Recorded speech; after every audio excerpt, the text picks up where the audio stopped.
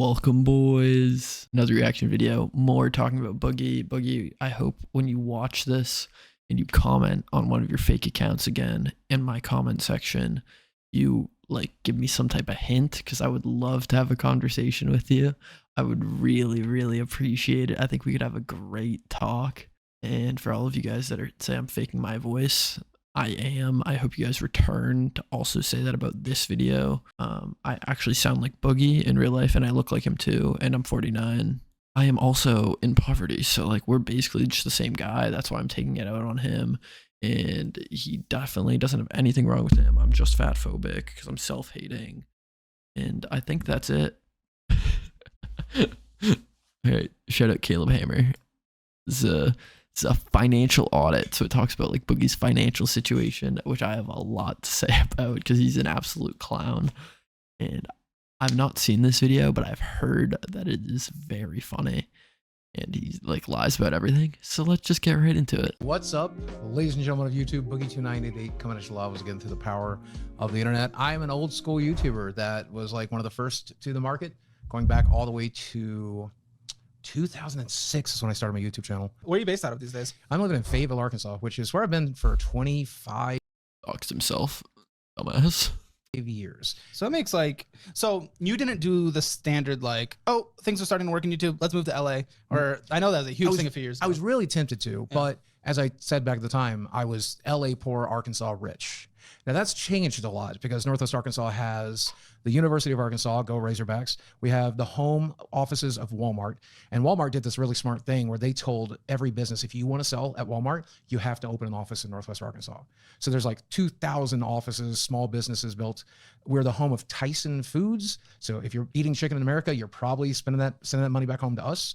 And we're the home of JB Hunt, one of the largest trucking companies. And because all of those companies are there, including the Razorback games and all of this other stuff, you have the Walmart children, the Children's of Sam Walton spending money on the area. It's become a really expensive area to live in, unfortunately. Yeah, well, that's the home of all that. But sadly, to be blunt, you're kind of the home of, I think, what every YouTuber fears, right? Yeah, yeah. The decline. Right. I think you went Ooh, roasted. From, if I'm not mistaken, millionaire, correct? A technical millionaire. I was close. I was really close. At one point, I had... And I mean, like for 2 days, when I say close, for 2 days, I had about $780,000, $800,000 in crypto. Went to bed one night and it was worth half that when I woke up. What were you in? So here's my biggest regret. I originally invested in Ethereum, and this was based on a few friends becoming Ethereum millionaires. And I had like an initial investment of about $200,000. I put it in, and then it fell for the first time. Yeah. What's so funny about Boogie specifically is he was like killing it. He had so many opportunities. Like there's like so many other YouTubers from his era that blew up, maybe not even as big as he did, and now have been retired for like 10 years and are just insanely wealthy. They made their millions. It is so funny that Boogie, to be fair, he blew up really early, and then he was very one-dimensional. But the thing is, like, he easily could have taken all the notoriety he got instantly and then transformed it into like an actual career where he actually like evolved his content or something. I talked about this a lot in the last video, but his like constant stagnation and refusal to adapt to anything just made it so he just fell off immediately like 17 years ago. People still recognized him, so he still got views and stuff, still had like a somewhat loyal fan base, but he never capitalized on that at all. Like there are so many YouTubers that were around then, or maybe a little bit after, to be fair, because he's been doing this for a long time. I think he started in around like 2008, 2009, but let's be honest, there are a lot of YouTubers, like, I mean, we can just start like KSI. I'm pretty sure he started in like 2010, 2011. Shane Dawson started around there. Smosh, like Anthony Padilla. Padilla? I don't know. I'm not going to go through all of them, but a ton of channels that started all the way back in the day. Linus Tech Tips. At that time, were not nearly as like famous or big as Boogie. He hit it big really early, to be fair, before the YouTube partner program came out. So not partner program, the monetization program came out, it's actually kind of like impossible for him to have made money on that stuff. But what I'm saying is, like, when you have all that notoriety, especially in a start, like with a program that is growing and is like exploding, because when he hit it big was when YouTube was exploding onto the market. So he could have easily taken that audience capture that he had, like all these people knowing him, and if he just changed, maybe kept releasing the Francis skits to like keep that character, because it was like somewhat entertaining. Not gonna lie, it was funny, especially at that time. I remember watching him. I remember laughing when I was like 7 years old or whatever. I guess I was probably, the first time I saw it, I was probably even younger than 7. That's how early how young I am compared to, I mean, I'm 49. What am I saying? I was 40, whatever. But refusing to adapt and change led him down this path that he's on, which we're going to hear about way more in this video. But the funniest thing, what he's talking about right now, he had $800,000. He didn't get that. He didn't save all that money up from being a YouTuber. He got a like 1 in a million, just so lucky, just a like it was like a bailout. Like somehow this guy who does not deserve it at all. He's not like a saint. He's not like I don't think he's like praying every day. But honestly, if he was, that'd probably convince me to like join whatever religion he is. Because the fact that he got an opportunity and had 800K after basically being broke for years and having to beg for money, the fact that he didn't decide to just cut his like winnings, I guess, just play it safe, even just sell half of it. The fact he didn't decide to do that is honestly catharsis. Like, the world is fair. 200,000 went down to like 80. And I'm like, oh, you know what? I don't really need the money right now. I'm making money. I can live off of How that. much are you making? 10 to 15,000, I think. A month? Yeah, in a month, right? Incredible, yeah. Yeah, it was incredible. I mean, incredible wealth. More than you could ever hope to spend, right? Yeah. And I'm going to try not to sound out of touch. $10,000 to $15,000 a month is not incredible wealth. That is not more than you can hope to spend for a job like YouTube, where you're really only gonna have that like popularity for maybe 15 years. I mean, I guess it's the longest we've seen, but it seems like people start to fall off around that time. You can't just make $10,000 a month. $10,000 to $15,000. That's like $120,000 to $180,000 a year. That is not enough. Like, for a normal job, yes, 6 figures is good, but that's usually with like someone else working. Like, usually if someone like one in a relationship, like let's say you're married, Boogie has a girlfriend now. If you're single, $120,000, there's a lot of money to make in a year, but usually you're going to be married, you're going to have more expenses, but then you're also going to have someone else working. You'll be like up more, but like, frankly, that's not that much money to be providing for someone else and yourself on only $120,000 a year as someone like Boogie, who has very high expenses, because I mean, his food cost is probably double the average person. Let's be real. His girlfriend's kind of a gold digger, so I don't even know if it's like gold digging or whatever, but like attention served. But he likes to buy her shit. He likes to get her nice stuff. It's not like they're struggling through together. She doesn't want to work. She's using him as like her vehicle of paying for everything. And like, he refuses to get another job, and he wants this to be the only job he ever has to do. And he has like way higher medical bills for being overweight, disabled, having these mental health issues or whatever. 120K is not enough for the rest of your life, unless you plan on dying at like 50, which I think he did, to be fair. So maybe it was a lot, but you know, let's be realistic. Like, if I want to retire at 50, I guess, and never, like, I need to be making more than 120. If I'm making 120, I would be working, you know. Eventually that crypto went up to past my investment point. Got close. If I held onto my Ethereum right now, if I had never needed to dip into it and I had not gambled on stupid altcoins, I probably have about 1.5 million in Ethereum right now. Even still, like, I don't even, yeah. Okay, what year was that? The initial investment happened in 2019. No, 2019. Yeah. Okay, how much did you put into Ethereum? 200,000.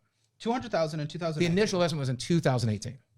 Okay. And then the first market crash. 2018. Let's say you put it at the beginning. S&P 500 was worth 271. Now it's worth 458. It would have almost doubled. Almost doubled. To If I put in like 400,000. traditional stocks or traditional, Just the S&P 500, just following the market in general. Yep. Was there not a single person surrounding you? Was there not a single person just in your YouTube circle, in the family circle, who was like, dude, I had the you're opposite. making money. I had the opposite. I had people telling me, you should invest in crypto. Everybody I knew was Everyone investing. you knew. All of my Shifting blame. I'm not gonna do this thing I did last video where I like take notes on it, but come on, Boogie. Come on, Boogie. Take some responsibility. Like, I know Caleb is kind of giving him an out here by like asking him if no one was giving him this. So he's like, oh yeah, well, I mean, if nobody said, then how can I really be blamed? Because I'm just a dumb guy. Like, I'm stupid. Who cares? It's your fault, bro. It's your fault. Whatever. We'll move on. Because to be fair, Caleb brought it up. I'll give you a little bit of a pass. It is funny because I feel like Boogie's probably watching this because he's so like self-centered that he can't even let a 2,000 subscriber channel talk shit on him without having to like hop in the comments. I'm just kidding, Boogie. I love you. YouTuber friends, McJuggernuggets kid behind the camera, all these people, they're like, look, I've made millions from crypto. I made millions from crypto. Nobody was telling me that it was too late in the game. Nobody was telling me that I bought Ethereum at $30 and now you're gonna buy it at 280. It wasn't even too late in the game. It's just like crypto's a gamble. Yeah, it's a straight up a gamble. It's like, I hardly consider it an investment versus like traditional. Okay. So I mean, not to make any excuses, but keep in mind, I didn't come from money. I'm the son of a coal miner, right? And so no one, not to make any excuses, proceeds to make excuses. Seems about right. in my life was ever trying to teach me what to do with It's money true. or how to do it with money. So somebody comes along and they're like, look, I took my initial million and I turned it into 20 million. Yeah. You should do that too. that's why I'm excited about this conversation. Usually on the show, I just meet with random people who are either part of the audience or they're off the street, and I just help them through the situations. You're an interesting case here because you follow the case of the professional athlete, the actor, the YouTuber. Yep. Boom, lots of money comes in. We put it here, we put it there, we just spend it, it just goes crazy. Then we end up broke. It's a traditional story, and that's why I'm so excited to have this conversation. Is because you just followed that path. I mean, what would you say you're worth today in total? Since you guys are so awesome for supporting me, I partnered with a company called Kudos to give some money back to you, so stick to the end of this to see how you can participate. Kudos is fantastic because they double the cash back you receive on every cash back. They even, if you have multiple credit cards, you would just be free and earn over up /grand prize in your house is what's carrying you. Free. The rewards are great, and if you get the grand prize, it's like a bonus Christmas gift. The equity in your house is what's carrying you. Yeah, that's everything. Yeah. My bottom line comes down to if and when I need to sell my house, I'll have a nest egg of probably $300,000 that I can hopefully invest smartly this time and live off of the dividends. Boogie has $300,000 tied up in his house. That's actually way more than I thought he did.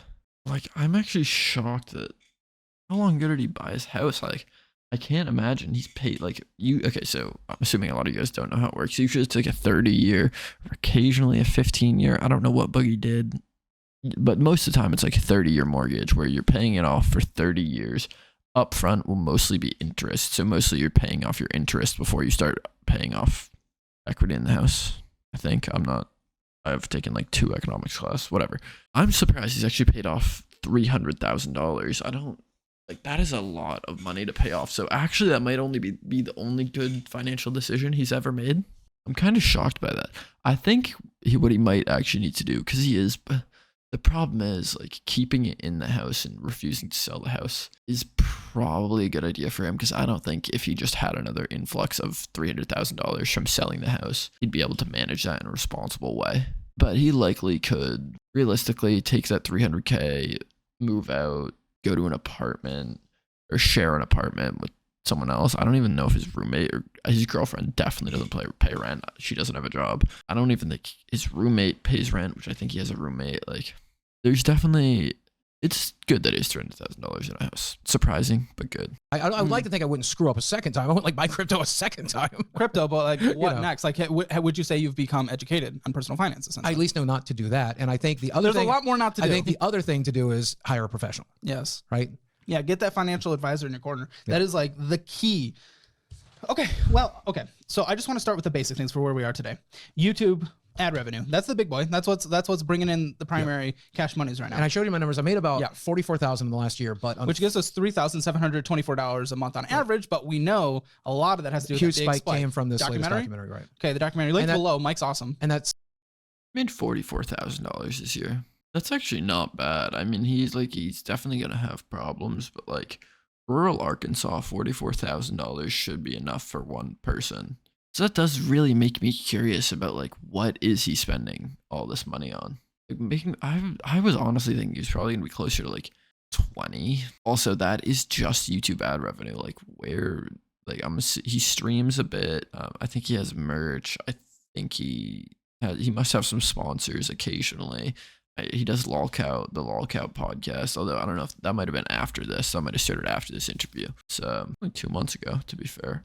No, so Lolcout Life is going on. Who should actually make pretty good money for one guy living in rural Arkansas that owns a house. I mean, I think his financial situation could probably be solved by charging his roommate for rent, having his girlfriend get some type of job, and then him just like living responsibly, living chill. I mean, honestly, you can probably afford to spend $8,000 or $800 a month on food. I'm guessing is what he does, $800 to $1,000 on himself in food for a month. You can probably afford to do that if you have a roommate helping to pay off your mortgage and a girlfriend paying for herself. Wow, I really don't want to feel bad for Boogie, but I'm honestly starting to think he's just getting taken advantage of. That's kind of sad. He's like kind of just like a sad old man getting taken.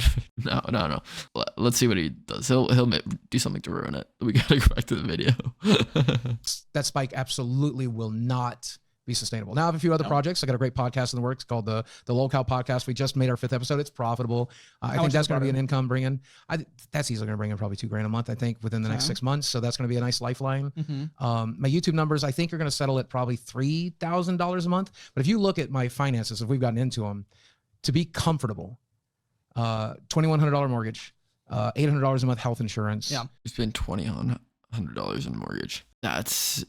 He should, if he was just renting all this time, he'd probably have a lot of money. Like rural Arkansas, probably not expensive to rent. We're doing research, boys. I mean, I guess he probably has really bad mobility, so he probably needs it to be one floor, but $1,000 a month? I mean, you just need to find something like, yeah, it's probably around $1,000 a month, I'm guessing, for like a 3-bedroom house. I mean, he wouldn't have the $300 saved up in equity at this point, but carrying an extra, or like cutting his housing expensive in half, which is probably his biggest expense by far. I don't know. I've never owned a house. This is the first time I'm ever paying for rent, so I'm no expert, to be fair. I should probably leave that to someone else, just to be said. All right, but let's say, so he said he was making $3,000 from YouTube a month, which I think is probably a little generous, to be honest. And then another $2,000 from the podcast. $5,000 a month is $60,000 a year. That's average if you can't live on that. And I think it's actually technically above the average salary in America. If you can't live on that, it's your fault. So let's see what he's spending all this money on. Utilities, bills, everything. I need about $7,000 a month to maintain my existing lifestyle, which I just don't think we can do. Utilities, bills, he's saying $7,000. That was only $3K. What else is he spending another $4,000 on? I actually don't know. Okay, let's say food. Let's say he's spending another $2,000 a month on food. Yeah, that gets him to $5,000, what he's currently at. Then on top of that, utilities, bills, all that stuff is, I don't know. Say it's another $1,000. Like, what else are you spending another $1K a month on? That is like a necessity. I can't think of anything else, honestly. He should not be spending $2,000 a month on food for himself, or even himself, his girlfriend, and one other like $2,000 a month on food for 3 people is insane. Like utilities, bills, all that stuff, it shouldn't even be $500 a month. I don't know where he's getting these numbers from. It's crazy. Oh, trust me, we will get there. Yeah. Patreon, like honestly, what's even the point? It's $122 a month. I never. Are you doing anything? No, I never. On there? No, I never promote it. See, okay, to diversify some of the income stream here, we launched a Patreon. We did a budgeting program, but we didn't just do them as cash grabs. We actually thought of them as potential future business avenues. And the way that we did them is we put way more value into them than what we were charging. Yeah, of course, yeah. And so my Patreon, if you go and read it, it originally said, "This is an AdSense forgiveness Patreon. If you want to give me $5 a month because you use ad blocker, please do." And that was all. I never promoted it. I never pushed it. For the most part. But you have dedicated fans. You do have dedicated fans. You've gone from almost 4 million subscribers down to, or almost 5 million subscribers down to gonna fall below 4 potentially. Yeah, it probably will. Probably by the time this airs, honestly. There's a very real chance, yeah. With that, like there's clearly people that are still very dedicated boogie heads, whatever you might call them. I did ask these people for help like a year ago, and the internet publicly shamed me. You've asked people for help a lot. No value.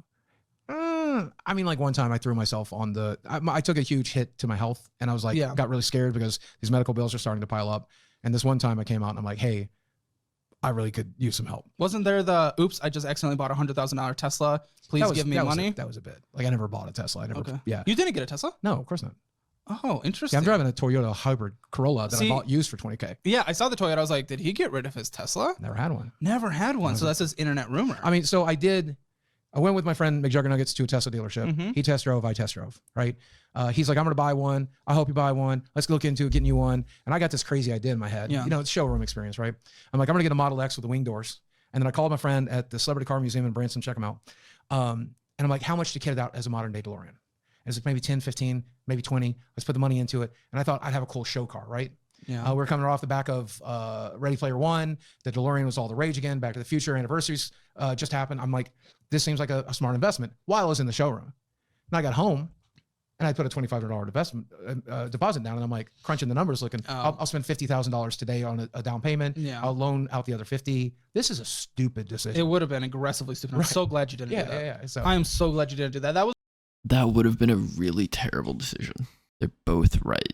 But what makes it even worse is that to be fair, he doesn't have the debt still from it, which is better.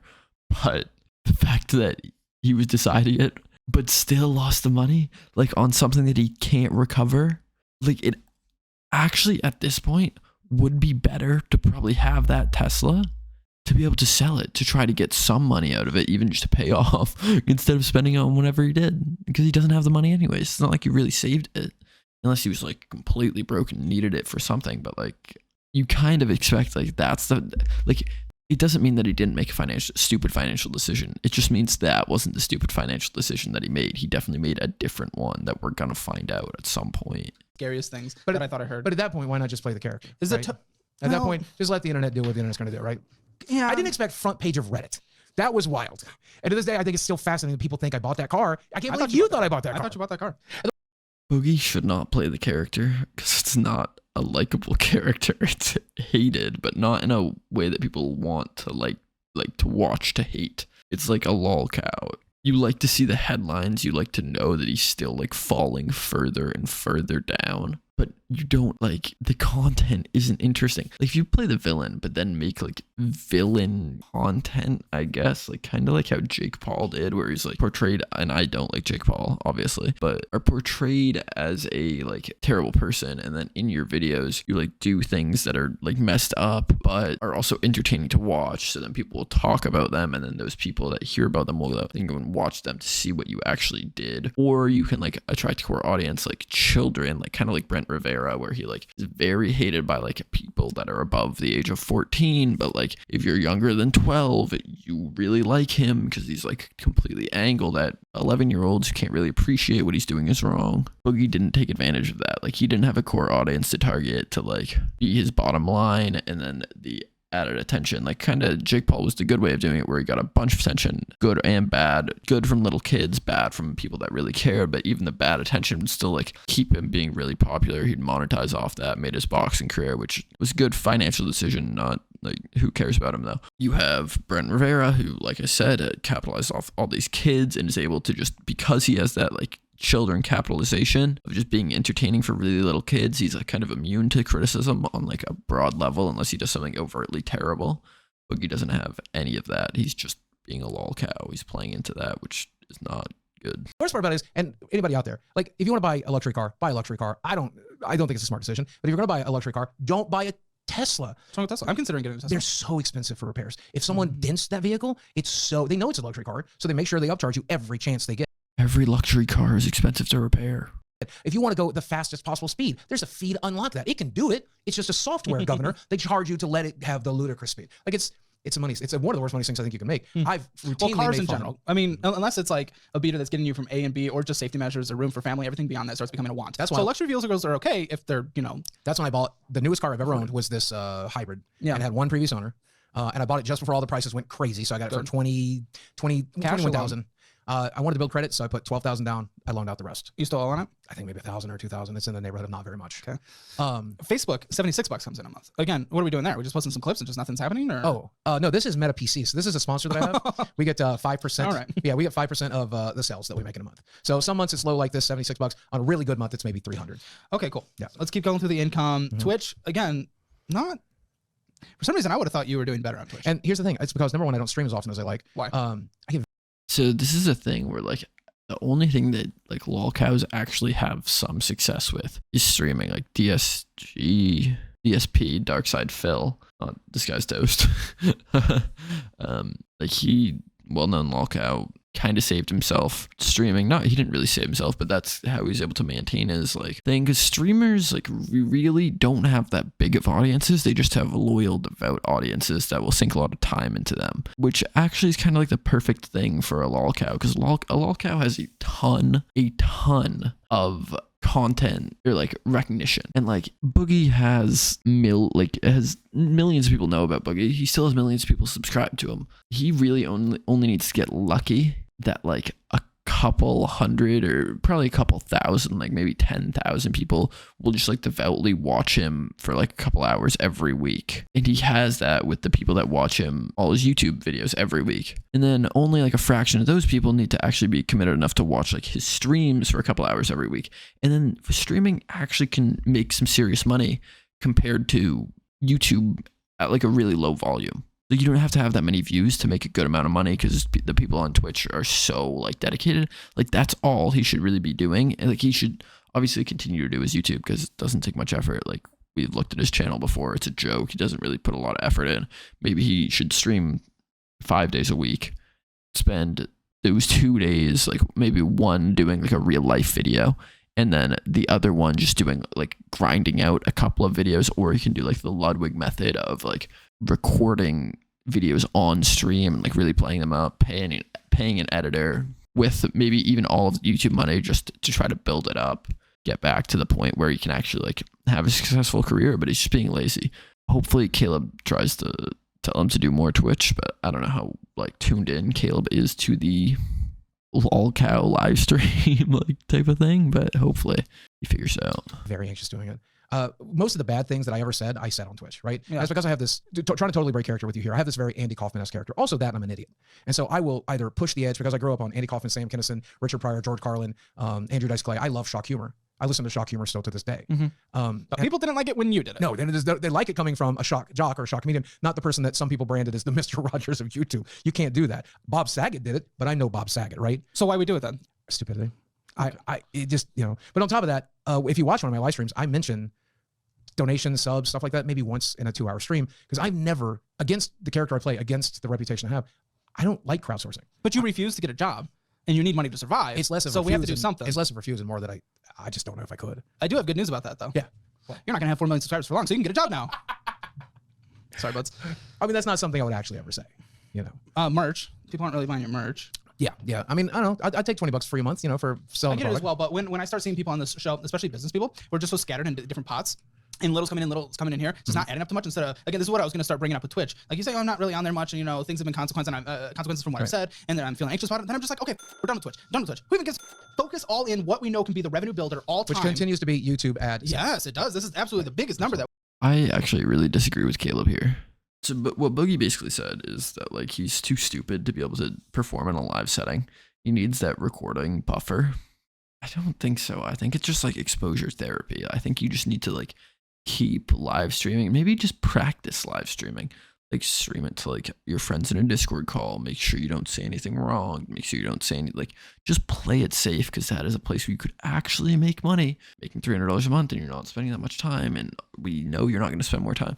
Another thing that would make streaming good for Boogie is like streaming is relatively low effort. Like it cuts out all the editing. It cuts out like thumbnails, everything that Boogie is actually bad at. Because like as much as I don't like Boogie, obviously people like his personality. They like watching him. They find him enjoyable. Streaming on Twitch, pretty much all it is your personality, just trying to maintain an entertaining stream for like as long as you can. That's all you got to do. You don't have to worry about the back end, which Boogie has proven to be very bad at, and refusing to like hire an editor or anything that to improve at. So like Twitch kind of like the perfect thing for him. He's already making $300 a month, which sure is like a tenth of what he's making at on YouTube, but like realistically he's probably putting in a tenth of the time, only streaming like 4 hours a week or something. If he like just did it a similar amount of time, I wager he'd be making a lot more, but I don't think he's gonna try doing that. So, you know, hard to say. We have seen his before. Now, would I be able to, they're not gonna be able to see it, but would I be able to see the studio app? Yeah, sure. Yeah. I think I showed you a screenshot. Yes, I just, there's a couple things I'm curious about. Private for my eyes only, not for you. Okay. So what I'm mostly curious about, I want to go lifetime. So dude, okay, this is what the revenue looks like. YouTube revenue starts, right? Because you know, obviously, first of all, when YouTube started, I mean, the first 3 years I started on YouTube, there was no partner program. Partner program didn't exist. So we go like, and then just trickle to where we are today is what your graph looks like. That scares me. Yeah, I had like 2 good years. If you look at the 17-year history, I had like 2 really good years. You've made $1.3 million. Incredible. And 17. $1.3 million is not that much. 0.3 is not that much. Oh no. Like I feel like I've talked about this before, but that's only like $76,000 a year for 17 years. Not that much money. It's not incredible. It's kind of like an average job you get out of college. I don't know if Boogie went to college. I kind of doubt it. Realistically, 76,000. It's good money. Good money. Not incredible. Especially for a 17-year career. If you like are a skilled laborer or like a, you know, working an office job, it's very realistic to be making $76,000 a year. You know, especially after 17 years, you're probably making 6 figures. Like, you know, if you just follow a good pathway. I mean, I know, for instance, like in my hometown in the US, in the Northeast, if you just work for our town, you can start out in, basically as a like lawnmower or driving trucks. It's unionized. After 20 years, you make over $100,000 a year, you know, not like what, just all I gotta say is it's not great money. Like that's not very skilled. Like you can definitely get to it. I know, but that's still a math guy? Not a public math guy. Yeah. What did I say? 1.3? Yeah. Over 17? 17 was when you started earning? Or 15 would have been when I started earning. yeah, $86,000 a year. Well, I mean, you're above the median household income. That of disability, which is what I was on when I started the YouTube channel. Yeah, absolutely. But this managing money correctly and not spending a lot of it on prostitution would equate to us having at least a little bit of money now. Well, again, to address that important part of the doc. Caleb is talking about like income a lot, which is honestly not so interesting. I'd be more interested about like expenses. Expenses are something that you have much more control over. Like income is very variable. Like even no matter what I've been saying about all these things that Boogie could do to make more money. Like, you know, it's possible that next month everyone decides they hate him and they stop watching everything he does. So you can't really plan on like, I mean, you can do things to make it better. For someone like him where he is making $5,000 a month, about at least right now, he should be looking into, you know what, with all these things trickling up, he's probably getting close to $6,000 a month. Like even what he said was $7,000 a month. He's probably almost there if all the numbers he's saying is true. But regardless, like that's where you just start looking at your expenses. You cut it down from $7,000. You get rid of the extra $1,000 at McDonald's, and you look at the expenses. So hopefully Caleb gets into that. To be fair, only 16 minutes in, so we probably will at some point, but we'll see. Yeah. Number one, those numbers are rounded up. Mike admitted that those numbers are rounded up and adjusted. Secondly, the majority of that money was spent traveling. And I went to the Game Awards. I went to Disney. It was still a huge waste of money. But I think if we're dropping character and I think if we're being genuine here, I tried to get a travel channel off the ground and try to do what my friend Jacob the Carpetbagger and Adam the Woo do. And I thought people would watch me go to Disneyland, right? I'm a big fan. It's so funny that Boogie like allowed himself to be looked at as like more of a lol cow than he actually is, and spending hundreds of thousands of dollars or tens of thousands of dollars on prostitutes and stuff. Like why are you letting someone like make you look even worse? Like it's almost one thing if it was like a drug addiction where it's like something you got addicted to, like you have chronic back pain from weighing 500 pounds, you like get prescribed an opiate, you just listen to it, take it with the doctor, eventually you get addicted. It's like the only thing that provides relief. Eventually you lose the prescription or something, you turn to like heroin, you spend a ton of money on that, or like it kind of ruins your life. Then it's like, okay, maybe I can see why this documentarian would want to like overinflate it to like garner more sympathy for you, to like see how bad you ruined your life because it's something that wasn't your choice because you were addicted to this drug. And then they like these extenuating circumstances which make it like okay to like do something like that, kind of. I mean, obviously it's not okay, there's still stigma attached to it, but like people will be more sympathetic to you. But like when what they're exaggerating is like your stupidity and like being a bit of a horn dog, like that is not something that's conducive to like your public image. So yeah, it's weird for him to do that. It's really weird. You shouldn't. Sure, I'm here, Boogie. $0. Keep milking you. That weird guy trying to do this, do that. Turns out they did not want to watch me do that. So if you contributed of the, 80. Turkey Tom told him that on the last video that he didn't want to do that, but he didn't listen to Turkey Tom. He's not going to listen to Caleb Hamer either, obviously. Whatever that you're making on a monthly basis, 20% on a monthly basis, which is like just very basic recommended, contributing to just the standard stock market 8% return, being a little more conservative there from beginning to end, up years, down years, all combined 8%. Sure. Over the course of the 15 years, $17,000 a year would equate to almost $500,000. Now, obviously, we continue and just let that continue to compound and hopefully throwing more things in there. We could have gotten you to a point where, mid-60s retirement. What scares me now? I'm not going to talk about the age thing, like whatever. This is financial. Well, man, I'm not making it to mid-60s. Let's just be honest. Oh, well, that's what I want to talk about. Yeah. I'm not talking about the, I know a lot of people want to, okay. This is financial audit, not dating audit. So she's going to live longer than you. Sure. You guys might get married, maybe. Sure, probably. What do we do when you're no longer here and you've left nothing to a widow? Well, my process has always been, when I met her, without getting into her personal history too much, because it's not. To be fair, I don't really care. His girlfriend is like 19. He has no duty to leave anything to her. She'll still be like fine to be able to work. But he has $300 house if they're married. That can be, she can get $300,000 to restart her life when he's dead. I don't really care. I think I saw something about her like cheating on him or something. Actually, I think that wasn't real. I think it was just like she was Snapchatting some guy behind his back or whatever. I think they're still together. You kind of feel bad for Boogie about that. I'm sorry, my G. I know you're watching this. To remind you that I still know you're here, and I do feel bad for you about that. But we're just kind of going to skip over this because I really don't think it's relevant at all. Not necessarily the place for it, but when I met her, she was struggling. I met her when I was her age. Hold on, I'm getting get her out into the world, get her. I'm just saying right now, that's a conversation her and I have had, and like that's a very real possible companionship. She's in it to become a better and stronger. That's why I'm here. Yeah, right? That's why I'm sitting down with you today. No, absolutely. Because I'm hoping you can help me create a financial plan that can. That's why I don't call it out immediately, so you don't do that. Yeah. Okay, so you have a mortgage. This is your biggest equity position. What do we think the house is worth today? Zillow tells me 480. One of the houses in the neighborhood just sold for a little over $5 million. It's the same size. Or sorry, $500,000. 500,000.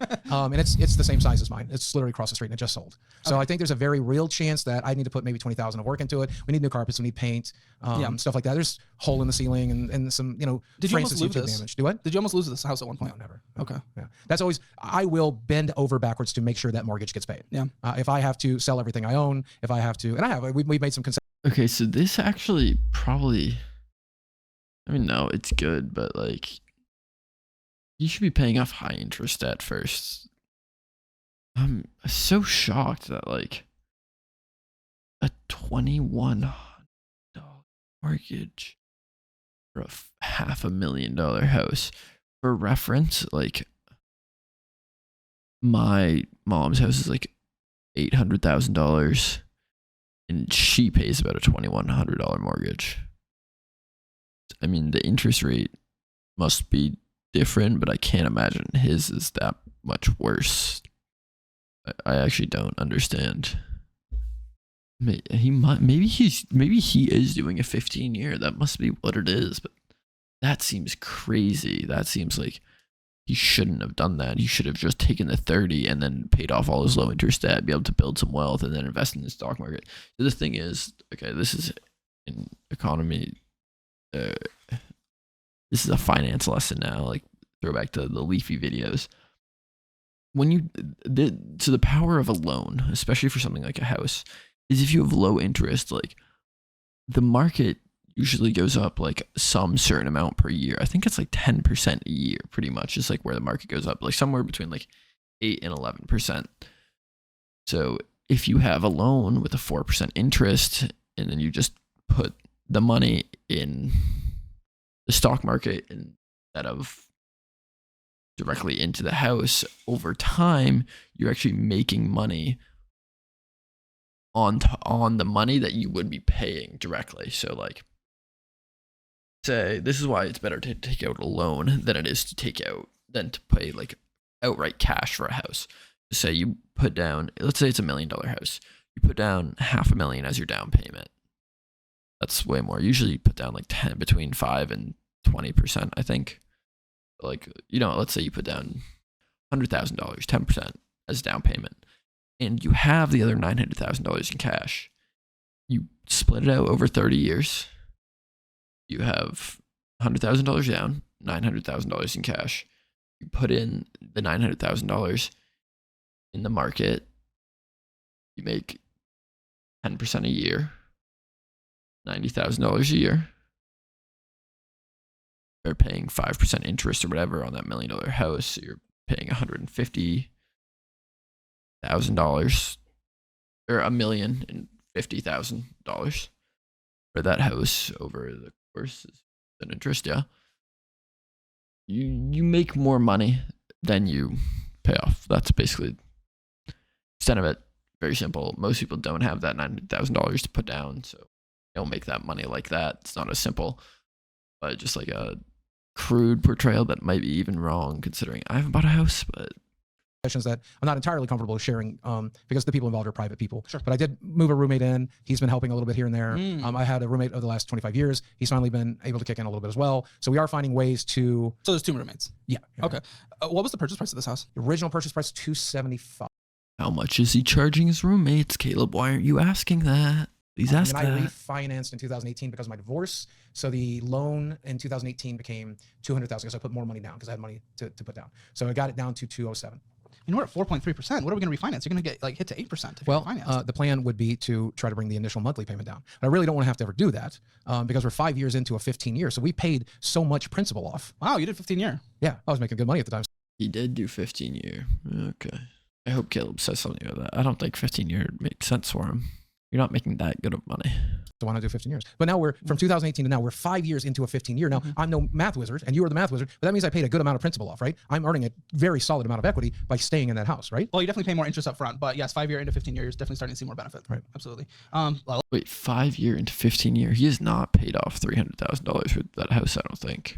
That's probably almost all interest. He said he had $300,000 nest egg. He does, but he probably owes $300,000. Like, he doesn't have $300,000 worth of equity. The house is $480. Probably owes $300 at least. That's I don't know, Boogie. I don't know. Not looking good. Love the rate though. Yeah, right. Couldn't get a better rate, right? We would like something, but like with my credit, I could not have gotten a better rate for at the sure. time. But I mean, the reality of it is, moving out of that house and trying to stay in Northwest Arkansas near my medical professionals where I need to stay. You have to say that. Yeah, it's a very stupid idea.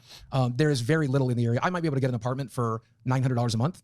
I might be able to get a duplex for $1,300 a month, but paying $2,100 in and then having some of that being brought in by roommates, I'm paying as much to live in this house and build equity as I would be giving it all to a landlord instead. If anything, of course, I don't have the full. I'm so curious as to why he doesn't say how much he's charging his roommates. Because, like, yeah, I mean, if he's paying, you have 2 roommates a house. I mean, unless you're only like selling the room and you're not letting them use like common spaces or anything, you should be splitting that. I mean, maybe a little less than evenly, but you should be paying like $1,000 and then each of them should be paying like $550, I would say. I mean, I don't like that seems about right for what we were looking at in the Fayetteville area. That would even be like nice of him. So he shouldn't even have that $2,100 mortgage. So I'm even more confused about how much expense. Caleb is not going into his expenses at all. It's so frustrating. Financial history of like the last few years. But if anything that I know just from internet, this was the good choice. Oh yeah, this is a smart choice. Was the good choice. Yeah. And 30-year fix or 15-year fix. There's different philosophies on that. I personally go 30-year because I just feel like I can just make a better return on investment, putting the rest of the money somewhere else. But either way, I'm totally okay with this. To limiting risk, knowing your position and knowing that the YouTube career can be, a quick whoop. I would have like, okay, we made 1.3 million and we owed a total of 208,000. I wish we could have just taken care of this and lowered your risk profile over that time instead of doing the traveling and stuff like that. Where all my money's been going, I pay a little extra towards this on a monthly basis, but where my money's mostly been going is into cash flowing properties that then pay for this if YouTube goes away completely. Yeah. So that's. I wish we were risk mitigating. Right. But instead of that, we were going into crypto. So nobody ever likes this answer. Okay.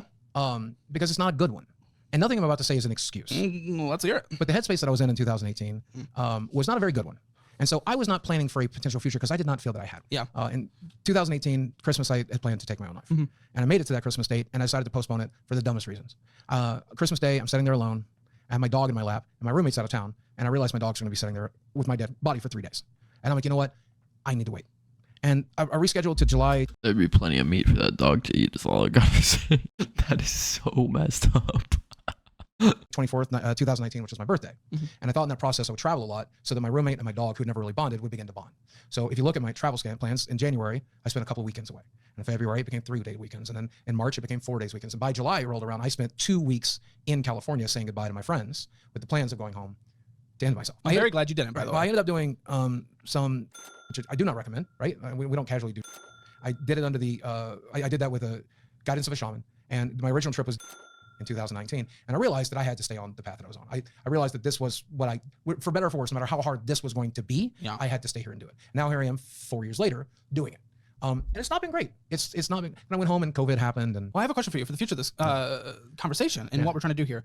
Are you willing to, and I think it might be for like the true first time from just conversations I've watched preparing for this, and then obviously this conversation so far, are we willing to just let go of the past? The past does not define us. We are human beings that are on this life, have a life temporary on this planet, that we are growing, and let's look for the future. Well, we are talking about the past. Like we're talking about the financial decisions I was making in 2019. No, I know. When it comes to right? what So, like, we obviously it's uploaded. relevant. But if you're asking if I have personally moved on, yeah. But are we willing to in this conversation? Like, are we willing to? Sure, unless you ask me why I was making these financial decisions in 2019, I'm going to tell you. I'm going to tell you. That's fair enough. Right? No, that's fair enough. Yeah. But when it comes to, I uploaded this many YouTube videos then and stuff like that, like, okay, let's like, what can we do in the future? Just make this awesome so that we can make sure you're financially secure. But I had a nervous breakdown at the end of 2019, and I don't even think you could put this in your video, but I said something extremely inflammatory. I said that the people who had spent the last year harassing me, getting my sponsors to stop supporting me, attacking my fans, and attacking me personally, I said that they were worse than, which is not a thing you can say, right? It's also not true. It's hyperbole. I didn't mean it, but I said this on live stream, right? You can't take that back once the cat's out of the bag. You in live streams. Yeah, right? Which used to be extremely lucrative. I used to make $5,000 a month, $10,000 a month from live streaming when I was really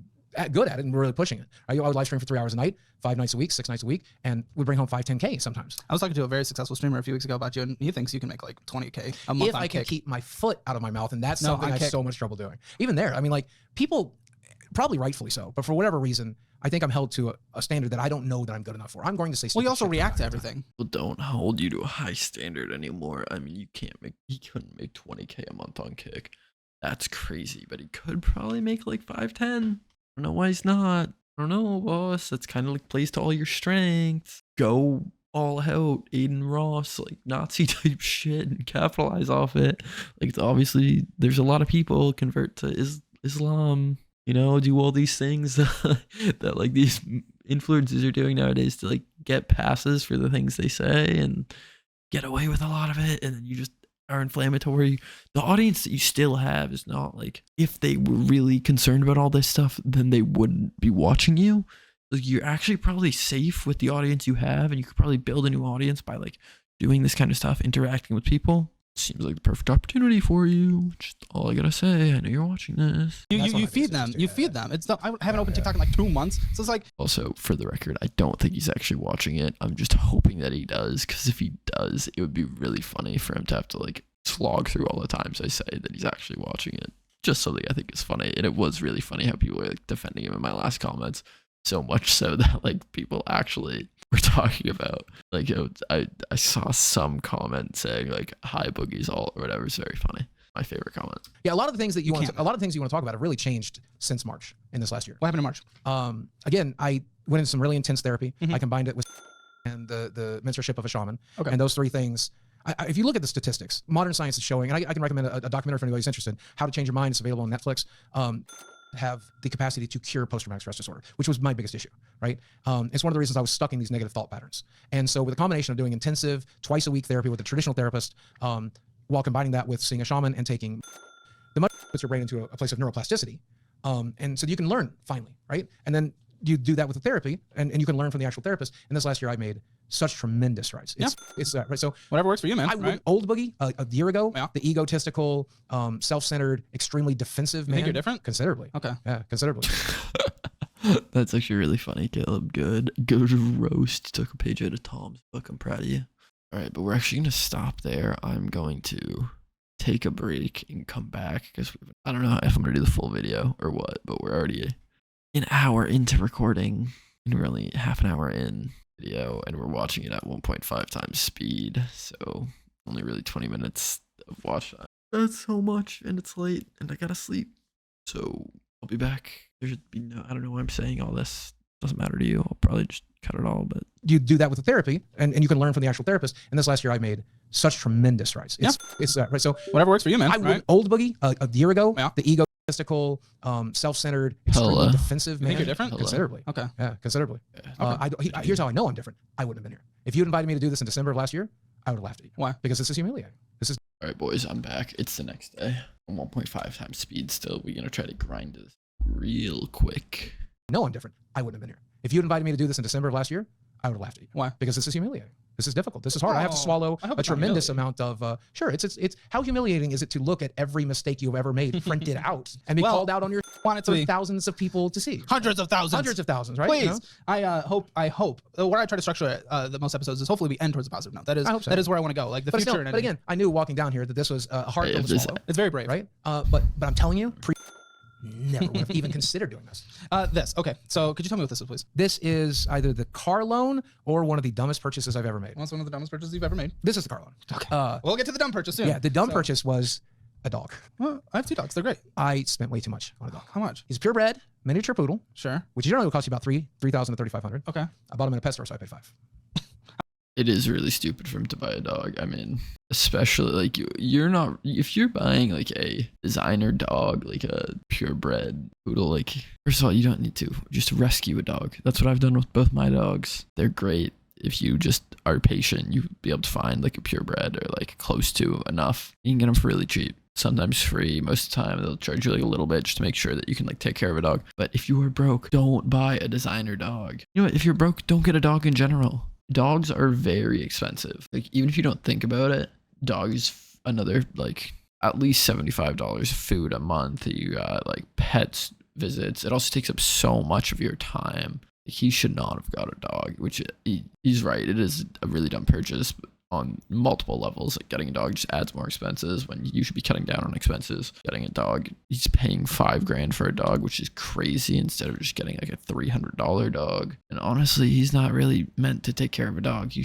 should get a cat if he wants a pet, or like a fish or something. I would not trust him with a dog. It's crazy. How much money did you have at the time? Oh, about $108,000, I think. Oh, Yeah. that's okay. But again, I was in the mind that I needed to build maybe. credit, so I took out a loan. What the is that the personal loan? You took out a personal loan to buy a dog? This is insane. Having $800,000 in the bank. Like the only way this is like somewhat reasonable is if you like take out a loan to build credit, take the $5,000 and like literally put it in like a savings account, like dedicated just to paying off that loan, like, and not let yourself touch it. So it just like automatically goes to that loan or whatever. Like that's the only way where this would make sense. Cause like just pay outright if you're taking out a Jesus. It's a personal loan. Dude, you're killing That's me. the loan. That's the loan. synchro name.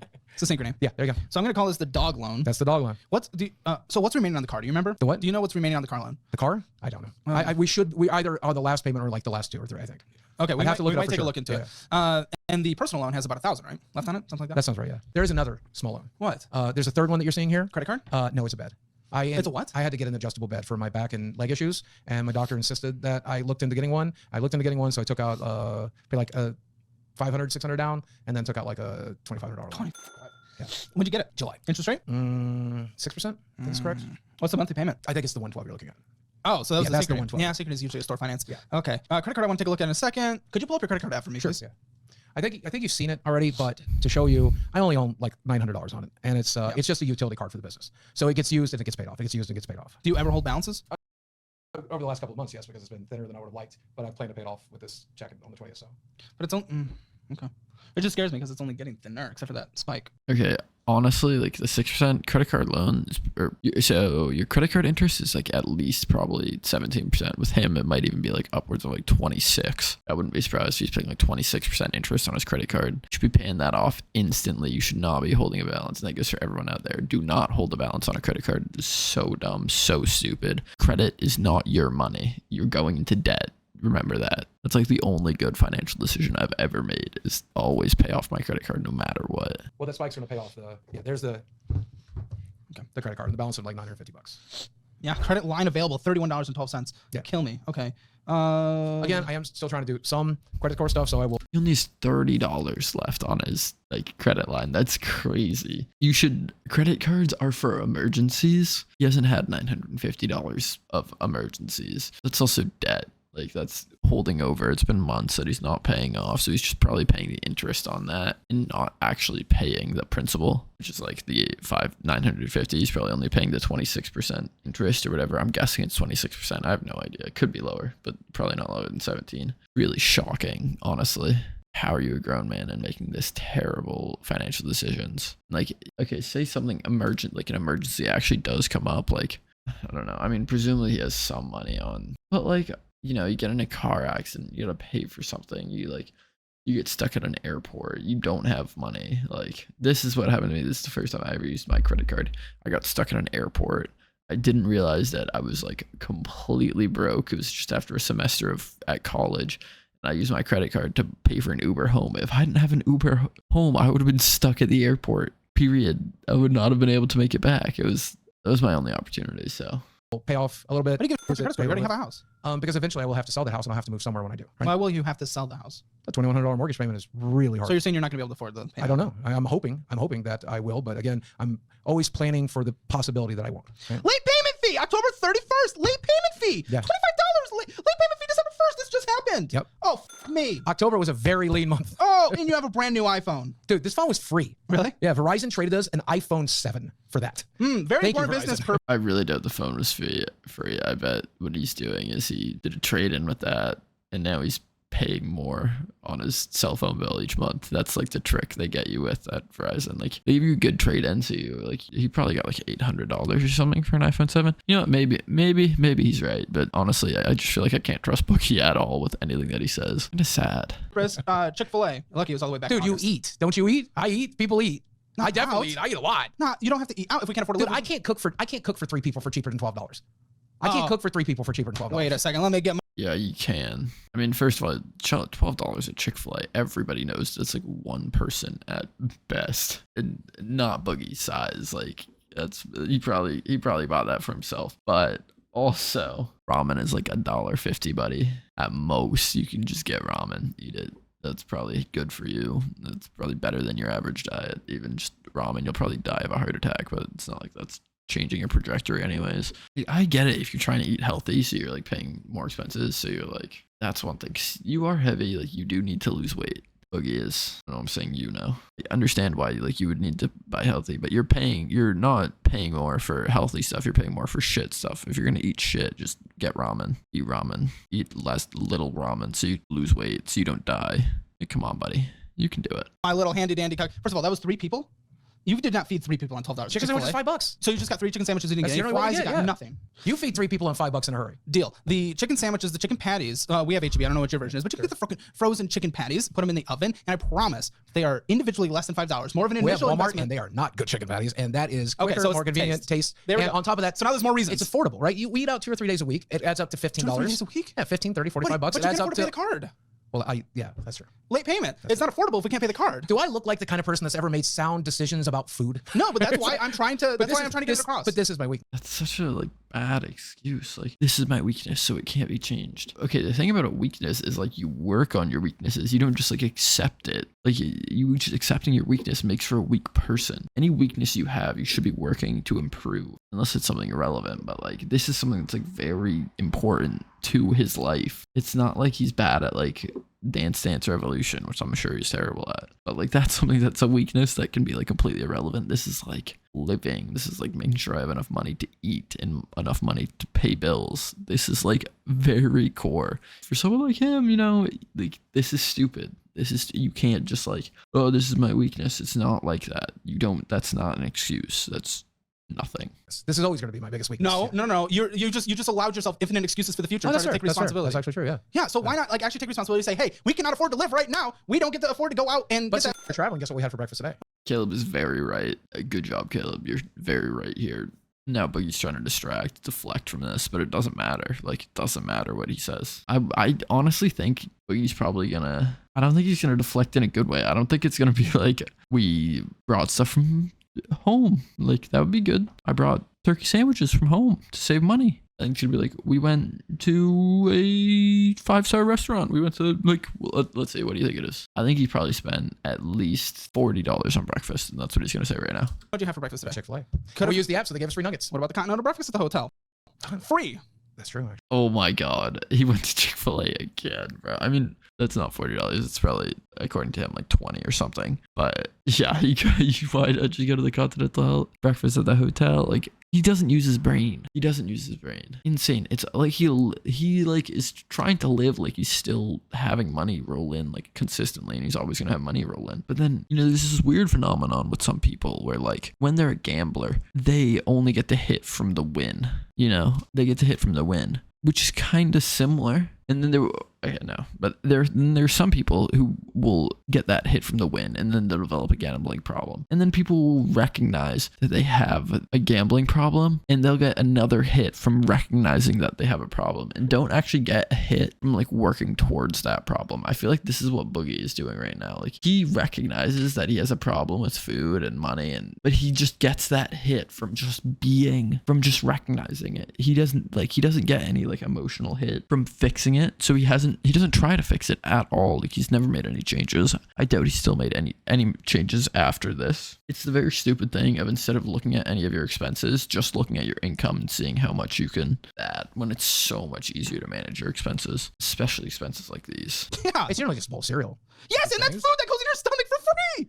For free. You can't afford to pay this. Boogie. I mean, that's true. That's true. If there's anything I can get across in this episode for you to just walk away with, buddy, if we cannot afford to pay something, if we can't even afford to pay off the credit card, we're getting late fees and we're just getting. I mean, I can't go out to eat. have a food budget of about $300 a month, and then we use that. Groceries? It includes groceries most of the time. Yeah, we do eat groceries at home. We have like some of the inexpensive meals we make. We make tacos, we make shrimp pasta. If I'm really feeling splurgy, we'll make burgers at home.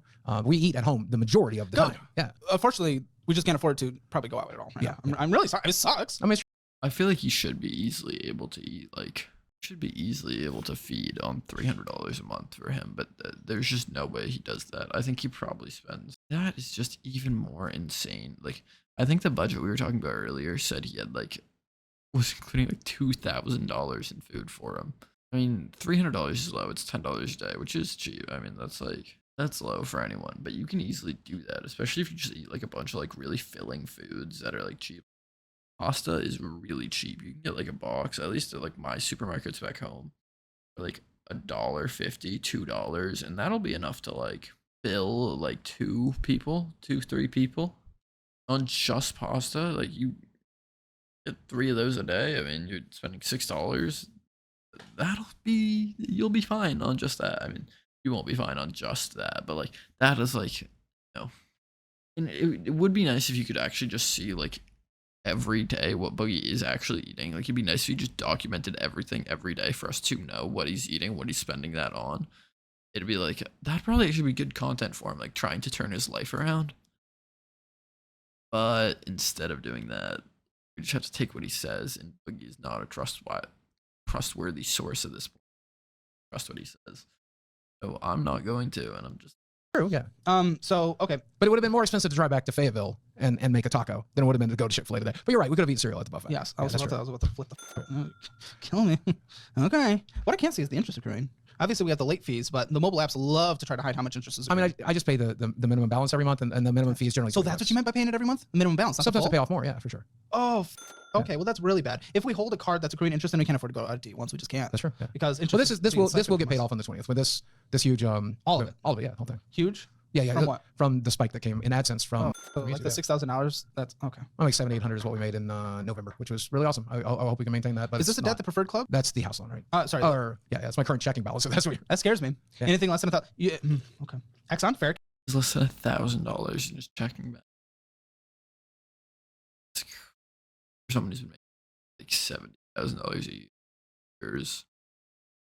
50. All he has, I doubt he has any money in savings at all. That's probably all the money he has to his name right now. Like I have more than that. I'm 19 and in college and don't have a job. That is crazy to have that little money. God, bro. Insane. Came down here, McDonald's, less fair. Yeah. Chick-fil-A. Oh, wait till you get to the Starbucks, then you're gonna get real mad. I'm not one of those people that freaks out about Starbucks. $5 every couple of days. I love me a pink drink. I love me.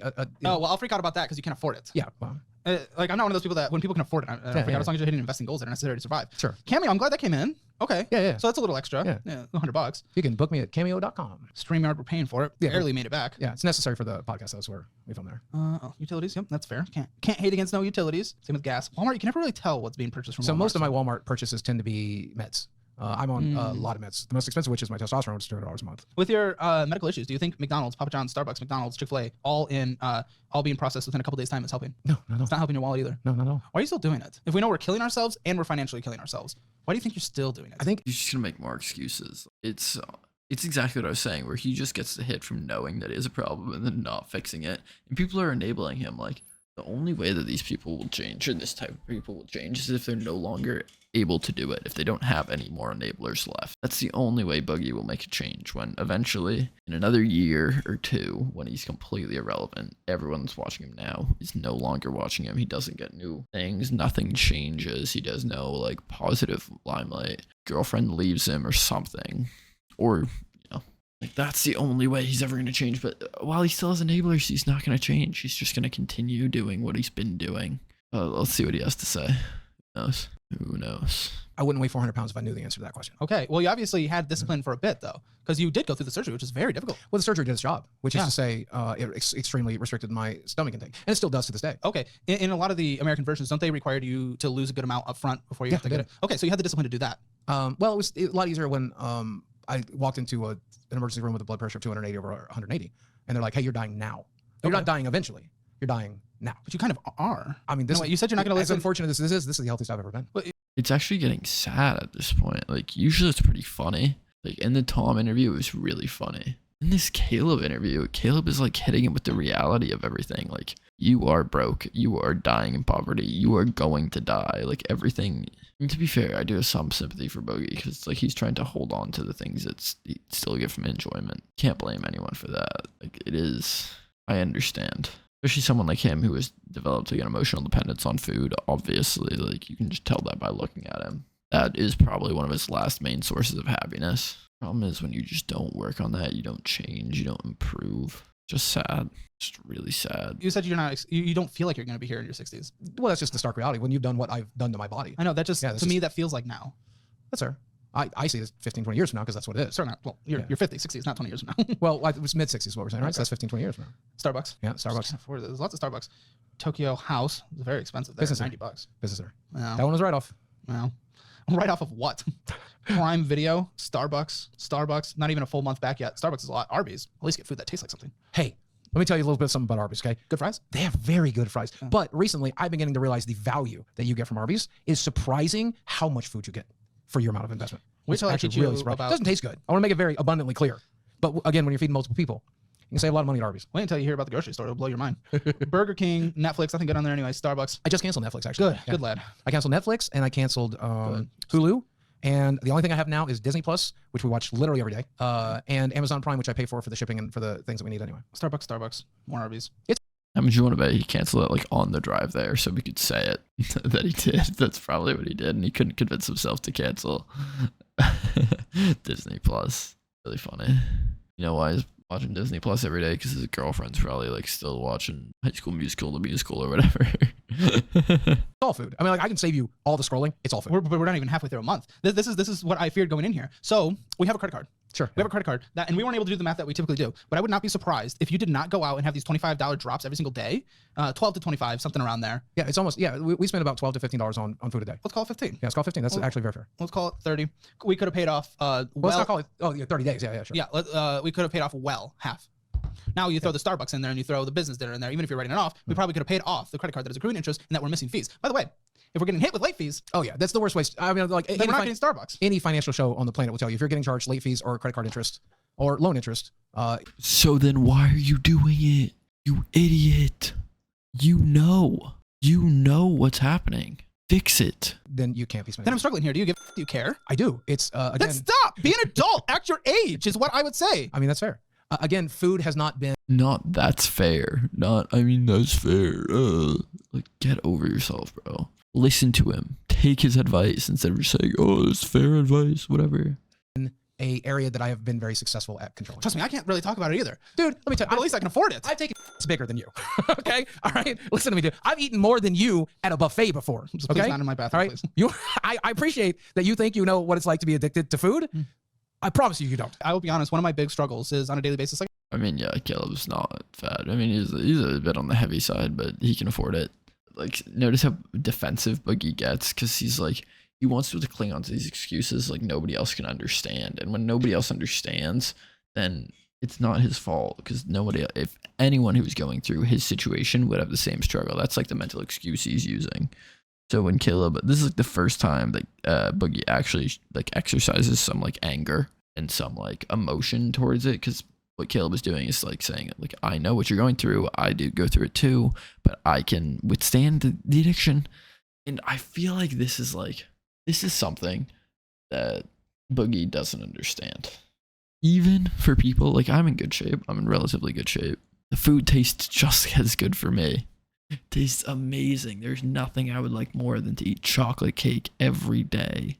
No, like at all points throughout the day. I love it, but you just have to practice some self-control. You have to. It doesn't taste any worse for people in good shape. But he's like, his mind is so rotten that he just believes that he has like he's some special, I don't even know. Crazy. I won't eat a ton during the day, but then I'll get something fatty, greasy, sweet, and then I binge a massive portion in the evening. That is my typical issue that happens. And I yo-yo 30, 40 pounds constantly. Yep. I'll be good for a while and then I'll yo-yo. So I can't talk about that. I mean, the only reason I'm not 600 pounds again is because the surgery is doing its job. Can I ask how much you weigh? 400. Yeah. Okay. Well, good job. My lowest ever was 330. I got back up to 400. This is where I stayed. Yeah. Within a 20-pound variance. I've gone down to 380 and I've gone back up to 400. Where does your doctor want you to be? I mean, ideally, you'd like me to be my ideal weight of like 175, right? Like that's what anybody would want. Yeah. We're talking knee replacement surgery when I get home. How much does that cost? I think it's not even. Hopefully Blue Cross Blue Shield will cover it. Right? I pay $800 a month for the best insurance I can afford because I absolutely have no choice, right? Yeah. It's your deductible. Do I? I meet my deductible within the first like 2 months most of the time. Lots of Amazons and Panda Express. Yeah. Gas. You must drive a lot. We don't drive a lot, but we buy a tank a week, give or take. So do you go in there and get a bunch of drinks then? Because I'm seeing like gas stations. Oh no, never. I don't go into Because I'm seriously like 2 weeks back and I've seen like 5 gas stations. Well, we did travel here, so we needed to fill up at home. We filled up here. Yeah, but that was yesterday. Like I'm talking in the last 2 weeks. Starbucks, Burger King, Starbucks. Oh, in the last 2 weeks, I was on my way to Starbucks. Last month, I was on my way to Cleveland, Ohio, to finish this documentary. So that's probably maybe what you're saying. But no, the documentary that we talked about, the one that everyone has seen. Yeah, we generally fill up the tank once a week. It's a hybrid. I mean, you'd have to drive 555 miles a tank is what I get. So okay, I'm struggling with the eating out once a day thing because now that I'm scrolling through here, I'm seeing about 2 to 3 if we're considering Starbucks and we're considering, unless this is when they're hitting. But seriously, scroll. Yeah, I think like that's when 13, 14. 15, like these are just individual days, 16, and there's 2, 3 in each. Well, I think that's probably more when they're hitting. But even if that's when they're hitting, still, since this is sectioned out day by day and 3 are hitting a day, even if they're coming from a previous day, like I said we average about like $15 on fast food a day. Yeah, but I'm also kind of struggling with that because if we go here, okay, yeah, middle of November, Golden Corral, $62 at Golden Corral. But okay, we'll call that an oddity, right? We went to Golden Corral. I mean, it was. I invited somebody out to my editor, me and my friend Flint and my girlfriend. Your editor? You pay your editor? When I need to, yeah. And when he's got a project that we need him to work on. Why aren't you editing your own stuff? You have time, I assume. He's incredibly better at it, and so if I have an actual project that needs to get done, and he works for minimum wage for me, to be very clear, because he's a friend. So, but occasionally he'll get a business dinner to talk projects and stuff. And then we're getting back to utility, so we've gone close to a month. So yeah, minimum once a day, and then you throw an extra $5 from Starbucks on there as well sometimes. Within a day. Yeah. So let's call it 20. Let's call it 20. But again, most of the time I'm feeding 2 or 3 people off of this money. But that's 15 is that's like the minimum we're spending a day at. Let's call it at that point $600 a month on food.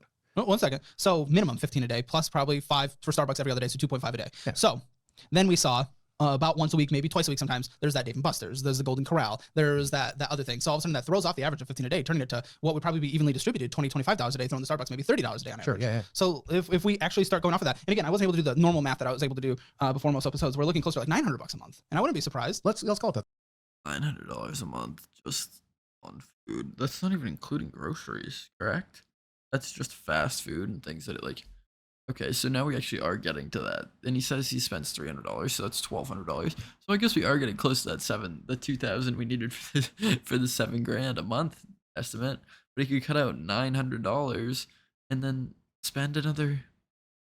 He cut that in half. You could be spending nearly $800 a month on groceries, and you're saving money from what you're currently doing. $800 a month on groceries, you can actually be eating pretty good. Yeah. I mean, there's definitely room to cut. I included in any time I talk about these budgets online, I generally say 600 for this stuff, but 900 might be more realistic. But you can afford 600. That's true. So you said you're feeding multiple people. I understand, obviously, girlfriend situation. Okay, sure. Who else are we feeding? So again, my roommates mostly like to remain private. They're not on social media. Okay.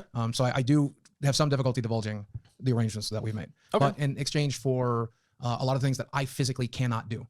I can't mow my lawn. I can't get into the attic. I cannot do a lot of the things that are necessary to be done. So in-house help. That's right. So in exchange for in-house help, every once in a while, I get someone a sandwich. And if I were paying to get the lawn done, my house, it's way ridiculously more expensive than an Arby's sandwich. I would rather you. So the deal that I have set up with my roommates now, I'm saving a tremendous amount of money. So the thing is, he's probably right.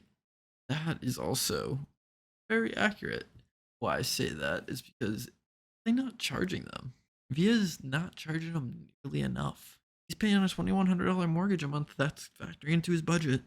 If you aren't charging them money to live there, and then you're also paying them food, And then, like, if you are not charging them money, like a substantial amount of money to live there, they should be they should be doing in-house help and feeding you at the very least.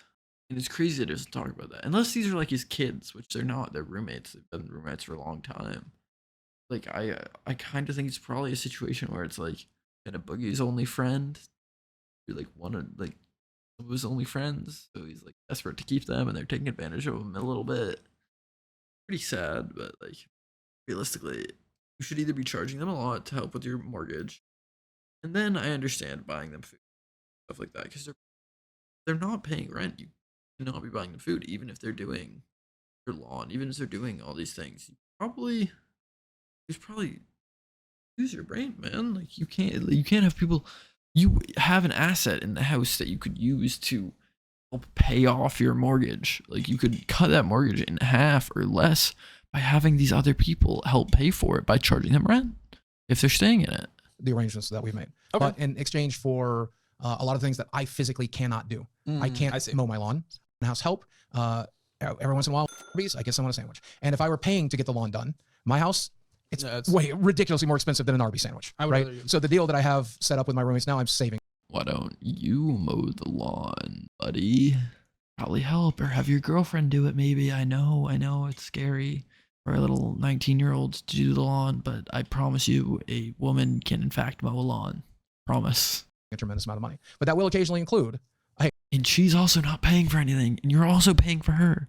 Hey man, you want to go out to dinner? It's been a month. Can I take you out to dinner tonight? Because I'm never in a position. Not to speak too much about my roommate's private business, but I could never imagine myself in that position where I would get paid so little and do so much to help a friend. I mean, I'd like to think I'd be able to, but physically, I can't do most of these things. I can't climb a ladder. I can't. These are things I physically cannot do, and I'm very blessed in that regard. And so, yeah, it's probably. I know it's a stupid investment, but since they're making such a stupid investment this way, I don't mind making a stupid investment their way. Are they paying any rent? Yes. What are you getting? Because that helps offset some of the budgetary costs. Okay, but this is like the biggest question I've had the entire time. I did not think they were paying rent. How much rent are they paying? What do we think? I'm thinking they're paying $600 combined. That we're gonna have to go into. Do my roommates pay rent? There is compensation, not just in terms of things that they're able to do around the house and things that I cannot do, but there is compensation. Yes. But it's not something I'm. Again, they are private people. I don't want to get too much into their lives. Totally fine. I do get that, and I want to make sure we're protecting privacy so that nothing negative can happen. So that's fair. Have you ever? He doesn't answer. Doesn't answer. Oh my god. Saying how much money they pay is nothing. That really makes me like so confident that his roommates are not paying. They just aren't. It's not even like his editor lives in the same house as him. Otherwise he wouldn't. Because he said his editor's name earlier. Like I would understand if like you have your editor live in your house with you. He edits all your videos for free because he lives in the house with you. He also does like other edits on the side. That makes sense. That could be reasonable. I don't know, man. I downloaded the app Credit Karma. I believe so. I don't have it on my phone currently. If we could just get you to go through that, it would take about 5 minutes. All right, credit score. We've jumped up.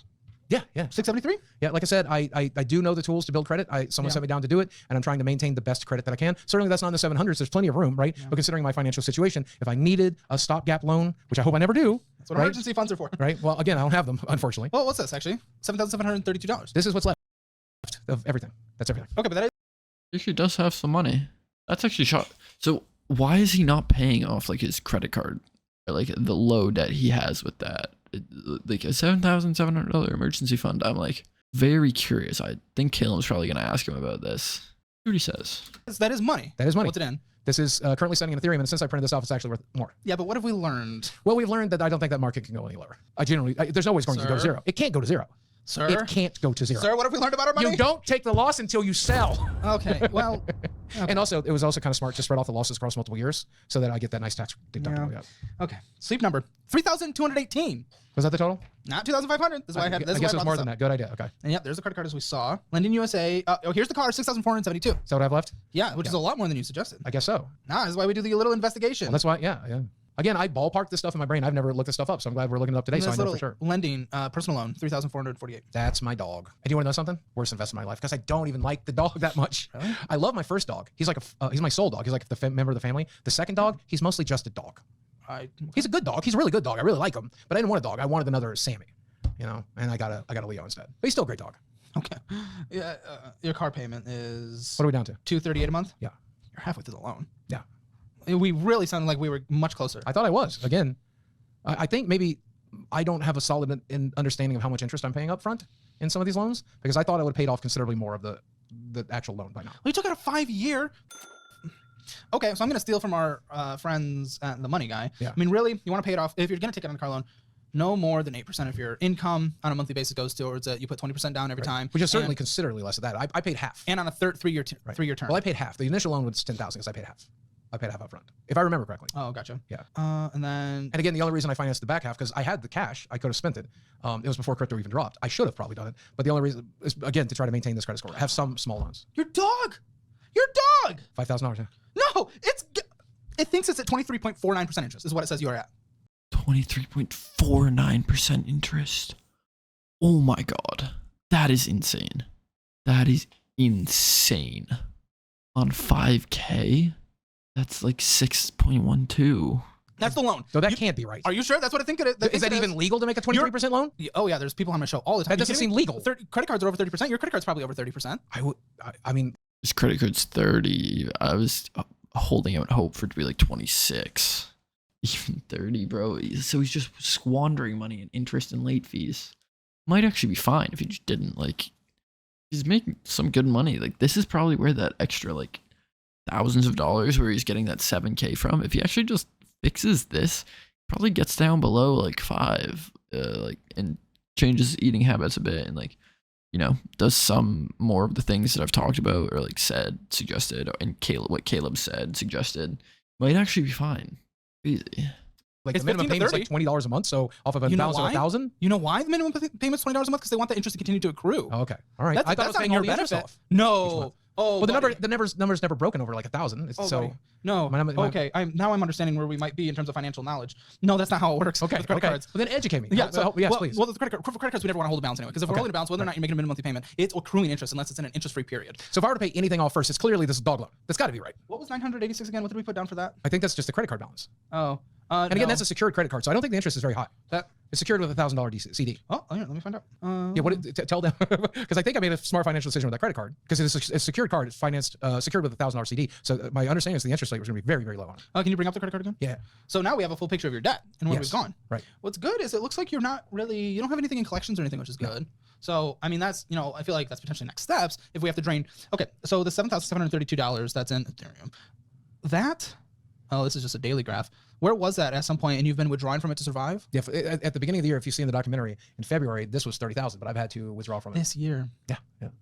And again, if this was a 401k, it'd be considerably harder to have tapped that money when I needed it. Well, It would have certainly been more secure, and I wouldn't have lost 75% of it overnight, but over the years, if you were putting money into a solo 401k instead of this, you'd have been saving a lot on taxes anyway. Sure. Tax benefits with that. Now, I wouldn't want you to withdraw and take penalties from that anyway. You could have taken out loans against it. Wouldn't want you to do that either, but I think a lot of it, we're going to create your budget, but what is very clear, if we're doing $900 a month eating out in different forms, we could pay these debts off very quickly. So my interest charge for this is $19.59 for a $1,000 budget, for a $1,000 balance. So what's that come out to? 1 second. 24%. Well, then I'm paying that off immediately. Yeah, that's what I'd pay off immediately because one, you can pay it off by not eating out for literally a single. Yeah, 24%. Actually, not as bad as Caleb suggested, or what I suggested. I was pretty close though, so basically, I should be the one doing the financial audit show. The goat like that, it's just the goat. He's paying 24% on that, 24% on his dog. He has thousands of dollars. He's thousands of dollars in debt. He has a 77. I'm honestly surprised Caleb doesn't tell him to sell the Ethereum and pay off those debts with that. And then do something like, I think the only way that Boogie could actually be like somewhat responsible about money is like, okay, Boogie, we're going to do this every month. I want you to sell the 7K. I want you to pay off everything high interest. I want you to spend $400 a month on fast food. That's your fast food budget. Your grocery budget is $300. You can now make your grocery budget $500. You can spend $400 a month on fast food.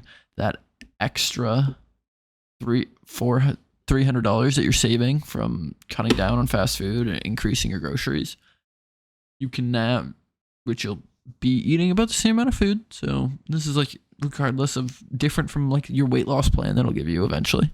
I want you to spend all that, take that surplus. I want you to pay off your other debts with it.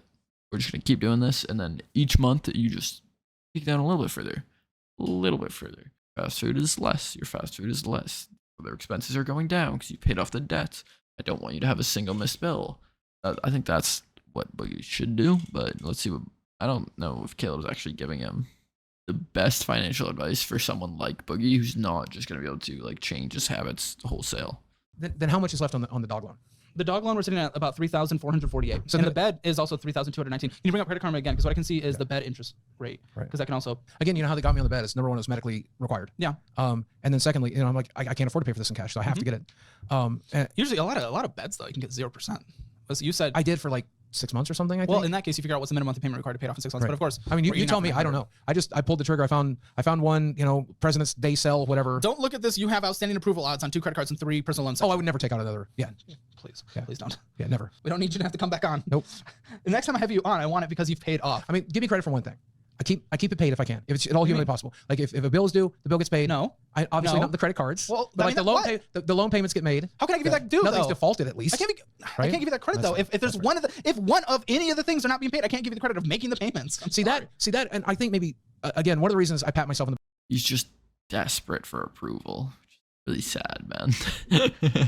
At this point, it's just sad. Like a 50-year-old man dying in poverty. Like he's had millions of chances. He refuses to change, and now he's begging for approval instead of accepting any responsibility. back to this and why you never would is because growing up we had things repossessed all the time. Cars repossessed, televisions repossessed, furniture repossessed, because everything was bought on credit, right? Yeah. And so that was such a commonplace. I feel so happy and secure that I can pay my bills. I feel so happy and secure that no, they are getting paid. I'm paying Not my the medical credit card. That's true. That's true. Okay, it's not finding the interest. Do you have the app for it? Do you know that? I do. I think. Oh, if you have the app for it, we can. I think it's straight through Sleep Number. Maybe. I think this one was 0%, if I'm not mistaken. Buddy, if 4 of these bad debts, I'm considering the house a good debt. If the other 4 bad debts, just absolute debt was out of your life, yeah, it lowers your risk profile immensely. It lowers your minimum monthly payments immensely. Well, that's where I want to get. That's what I'm trying to do. Yeah, but it's gonna take some things that I'm concerned you might not be willing to do. To be completely honest, but I mean that's up to you. We'll talk about that. And Well, there's another financial plan we'll get into in a minute. I think you're. Oh, you have your own plan. Yeah, you're gonna laugh when I say it though, and your audience will laugh. Well, I would also just rather you be like financially like safe than give me a good segment. Well, it's right? both. It's both. Okay. It's both. In the end, you're a human being, man. Yeah, of course. Yeah. So the spike makes this a little hard, but across the income sources you gave me, we are having an average of $4,269.96. Now, That's right about where it is. Yeah. question: Yeah. Are you setting 30% aside for taxes? I can't. Right. Yeah. What are you gonna do? What did you do these last few quarterlies when quarterly payments? I literally can't afford to make quarterly payments, so I'm paying in lump sums at the beginning of the year most of the time. Okay, and there's penalties for that. Yep. Okay. If you can't afford to do them quarterly, how are we gonna do them annually with penalties? I think this year I'll end up having to set up a payment plan with the U.S. government. What did you do for last year? We haven't talked about it much. It was a fairly reasonable sum. It was paid. No, Is it on a payment plan? I'm about $2,200. Oh my god, he's trying to hide. Yeah, I'm wondering how many other things he has. He's on a payment plan with the US government to pay off his tax. He's gonna have that again at the beginning, so he's gonna be getting rid of all these debt. Although that's probably pretty low interest, if any. I don't even know. Never had to do that before, to be fair. I've never even met someone who's had to do that. Most people, this is like a thing that's like only really popular, or it would only really happen with someone who's like self-employed or like a contractor. And I'm gonna be honest, I don't have much like someone like that that's very close to me. That is like, you know, financially responsible in that similar way. So I don't know how that actually works, but pretty rare. You'll never really see this because most companies will actually they'll take your taxes out before they give you the money. So all the money that you get at a company, or a lot of companies, especially like lower paying companies, like hourly stuff, they'll save your taxes for you, so you don't actually have to pay it off, and then you just file your tax return because you usually overpay a little bit when you're broke. It's a very important piece of this debt. It is. It's interesting because the episode that's coming out before yours was another YouTuber who did not pay his taxes. Which one? Darkside Phil. Oh, maybe I should have him on. No, it's a YouTuber that doesn't upload anymore. He got to 100,000 subscribers and then quit. Now, there's only the 1 year, and I've just been waiting for him to knock on the door and get it solved. But at the beginning of this year, I was not in a position where I could do it. I'm like, I have to make it till the stock drops, and let's see if there's a spike that comes with it, and I'll pay it then. And that's the world we're in now. Yeah, dude. Well, you had 30 in crypto. You could have paid it. I could have, but I knew I looked at, and this is a terrible way to live, but this is how I looked at it. I can pull this out of crypto now and potentially miss a house payment at the end of the year. Yeah. So I would rather stay in the house until I have to leave it. Yeah. And continue to build equity. and maybe I'll never have to leave it. Bro, so bad reasoning. You have 30K. You're just because he's trying to get out of it or something. Like, I actually don't know what his reasoning is there. He's saying for his house payment, but if he sells the 30K, he's probably fine. But if that one financial, if I pull this 2,000 and pay the U.S. government, which I know they're patient. I owe the money. They are very patient. The U.S. government is so patient. They also have the guns. Payments. Yeah. Well, but I'll tell you, having had this very similar problem in my 20s with a small business collapsing and owing them $1,500 then, they were very eager to work with you. They're like, just give us anything, man. But, the U.S. government works slow, and believe it or not, they're surprisingly cool when it comes to owing them money. Okay. So many people have had different experiences. Just to let you know. Yeah, they just set me up on a payment plan. They're literally like, what can you afford? I'm like, well, I'm on disability now. So what do you think I can afford? They're like, can you afford to give up 10% of that? And I'm like, no. I can't give 10% of $850. I'm living off of $850. What if they knew you were spending $900 a month on fast food? I mean, they probably would do not send this to the IRS. I hope someone did. Because he needs these things to like hit rock bottom to actually change. So it's probably would be good if someone did. Yeah, probably not great. I mean, they know. The government knows, right? They have access to my credit card records, right? I'm just saying if there's one They people know. we don't, it's the IRS. That's true. So this is the thing with like the IRS. The IRS will fuck you, but you can get lucky and just like skim under their radar. You can. It's possible. Like if they aren't really looking, if they don't audit you, you're probably like you might get lucky enough and hold out long enough that you actually get out of trouble with them. But then admitting this is even more stupid. It's lucky it's 15 minutes in. Probably no IRS agent watched it this far, but they know. Yeah. I mean, we've had not for sums of 2,200, but there's been people in the media industry in general who have, not paid taxes. They've gone to jail. If you owe them a significant amount of money, then yes, they do not consider $2,000. No, I know. No, but that's all I'm saying is like, well, this isn't all roses and butterflies. The best I can get for you on this loan is that it was 0% for 24 months, because that's pretty much standard on the website. Yeah. When did you take it out? July. Okay, so we're in the 0% interest period. Yeah. Okay, cool. That's good to know. Or no, June. Oh, okay. Yeah, June. So I was panicking. I was like, because you almost sent me into one. I got it before you. Yeah, so. Does she work? We're working on that. Okay, because that's not required to. We're not married, anything like that. If we are married, that's a conversation of what do we need to be as a future? How do we hit financial goals? We might need to work, obviously. The majority of her everything is taken care of, but the one thing that she's not doing is bringing income in. Yeah, but she's costing pretty much nothing going on. Okay, let's capture some of your other things. We have Verizon 222. Do it? Verizon 222. Yes, we got 2 lines. Oh, yeah. You have your phone's financed? Yeah, that's what I was talking about earlier when he's saying it was got a zero. He put zero down, 222. Like I had like unlimited ultimate at Verizon when I lived in America, which is $45 a month, $90. So where's the other $130, $32 a month? It's definitely on financing for phones. iPads, not iPads. No, Verizon's expensive. There is. Yeah, Verizon's expensive. There was like a $500 balance after trading on that phone on this one, so we are paying that off. But that is again at 0%. You're gonna hate it because Verizon is like the best nationwide, but when we just can't afford to live, like Mint Mobile. I don't even know what that is. Ryan Reynolds, Mint Mobile. I don't watch commercials, man. Okay, well check it out, dude. I'll text you like paying that off. But that is again. There was like a $500 balance after trading on that phone on this one, so we are paying that off. I don't. Wait, okay. That is again at 0%. You're gonna hate it because Verizon is like the best nationwide, but when we just can't afford to live, like Mint Mobile. There is. You have your phone's financed, iPads. Not iPads. No, Verizon's expensive. There is. Yeah, Verizon's expensive. There was like a $500 balance after trading on that phone on this one, so we are paying. What did I tell you guys? It's literally exact. Oh my god, I knew it. I could smell it off him. Such a liar. He said he got it for free. He didn't get it for free. Like there's a $500 balance. That's not free. Insane. But that is again at 0%. You're gonna hate it because Verizon is like the best nationwide, but when we just can't afford to live, like Mint Mobile. I don't even know what that is. Ryan Reynolds, Mint Mobile. I don't watch commercials, man. Okay, well check it out, dude. I'll text you a link. It can be like $30 a line. Okay, I'll still have to pay off this phone before I get there. But yes. So wait, like I said, that phone was $0. It added up to like there was a balance of $420 spread across 24 months. Oh. But it's 0% interest. I know, but we can't switch to another carrier. Yeah. Well, there goes saving $150. All right. Car insurance? Yeah. Gotta have car insurance. Gotta have car insurance. The YouTuber, the other one I was talking about, who didn't pay his taxes, does not have car insurance. Very bad. I didn't for the first 30 years of my life. That's not good. Yeah, that was not good. Do you have oh yeah, $775 is your minimum monthly for insurance. Yeah, that's insurance. Blue Cross Blue Shield keeps me alive. Unfortunately, for them, they are losing a lot of money on this. I can tell you that they are spending way more than I'm giving them at this point. Yeah, like 15 years ago, you may have not been able to get health insurance at this point. I couldn't. Yeah, if it wasn't for the Obama administration that made it possible for me to purchase insurance as a self-employed person, I would never had access to health insurance. Okay. So how many people do you have to buy groceries for, like every day type thing? Me and her. Just you two. Yeah. I mean, we do have somebody that again will cook for free as long as they're eating. So we do take advantage of that. So generally means we're cooking for 3 most of the times. Okay. Yeah. Well, I would try to get it to the 2 with some cooking getting done. So what we did on our grocery store website, our local grocery store, HEB, you can probably do this on Walmart, I assume. We created like a meal prepping thing for each week, 2,500 calories a day per person plus snacks. We sorted the recipes for what we needed for each meal by cheapest. I should point out that when we eat at home, we eat cheap. We eat more sandwiches than we eat anything else. Okay. Yeah. Well, either way, sort the ingredients by cheap, and then do like a pickup order for it, which can be free depending on the store. And that way you're not going through the aisles, you're not picking up everything. And we had for a single person with snacks and desserts, 2,500 calories a day, good eating, $250 a month. That's comfortably. Incredible. That's incredible. Comfortably, but most people aren't, willing to get into the nitty gritty of it. Name course, brands yeah. and eating a unique meal every day. And I want everyone to be able to do that. I want everyone to be able to do that. You, when we can't afford it. Everything in our house is great value. 100% of the time. Because number one, it's a huge waste of money. The food doesn't taste different. The products aren't any better. And secondly, we're in Walmart country, right? Like, so, if you're not buying the local brand, you're kind of a trader in our area, but yeah, at least that we're already doing that. Yeah. All I'm saying is I could get you guys $450 a month in groceries for you too. With aggressive meal prepping, we could. That sounds very reasonable. Yeah. Now I have something called the toilet paper fund. This is just whatever else is needed to survive the household. So it's the toothpaste, the toothbrush, whatever is needed. Sure. It could even be like some car maintenance. Everything's gonna ebb and flow on a monthly basis. I'm gonna put $150 there. Sure. Medical on a monthly basis, medications. What is coming out on average? About $1,500 for health insurance and medications. Oh, okay, not health insurance. And Just now medications. we're doing Just medications. Well, I guess I could subtract that. yeah. Health insurance. So 700. Yeah, in the neighborhood, 500 to 700 depending on the month. Okay, so 600 if we average. Yeah. Okay. So he's in the negative. Payments, including mortgage. Actually, let's do mortgage separately.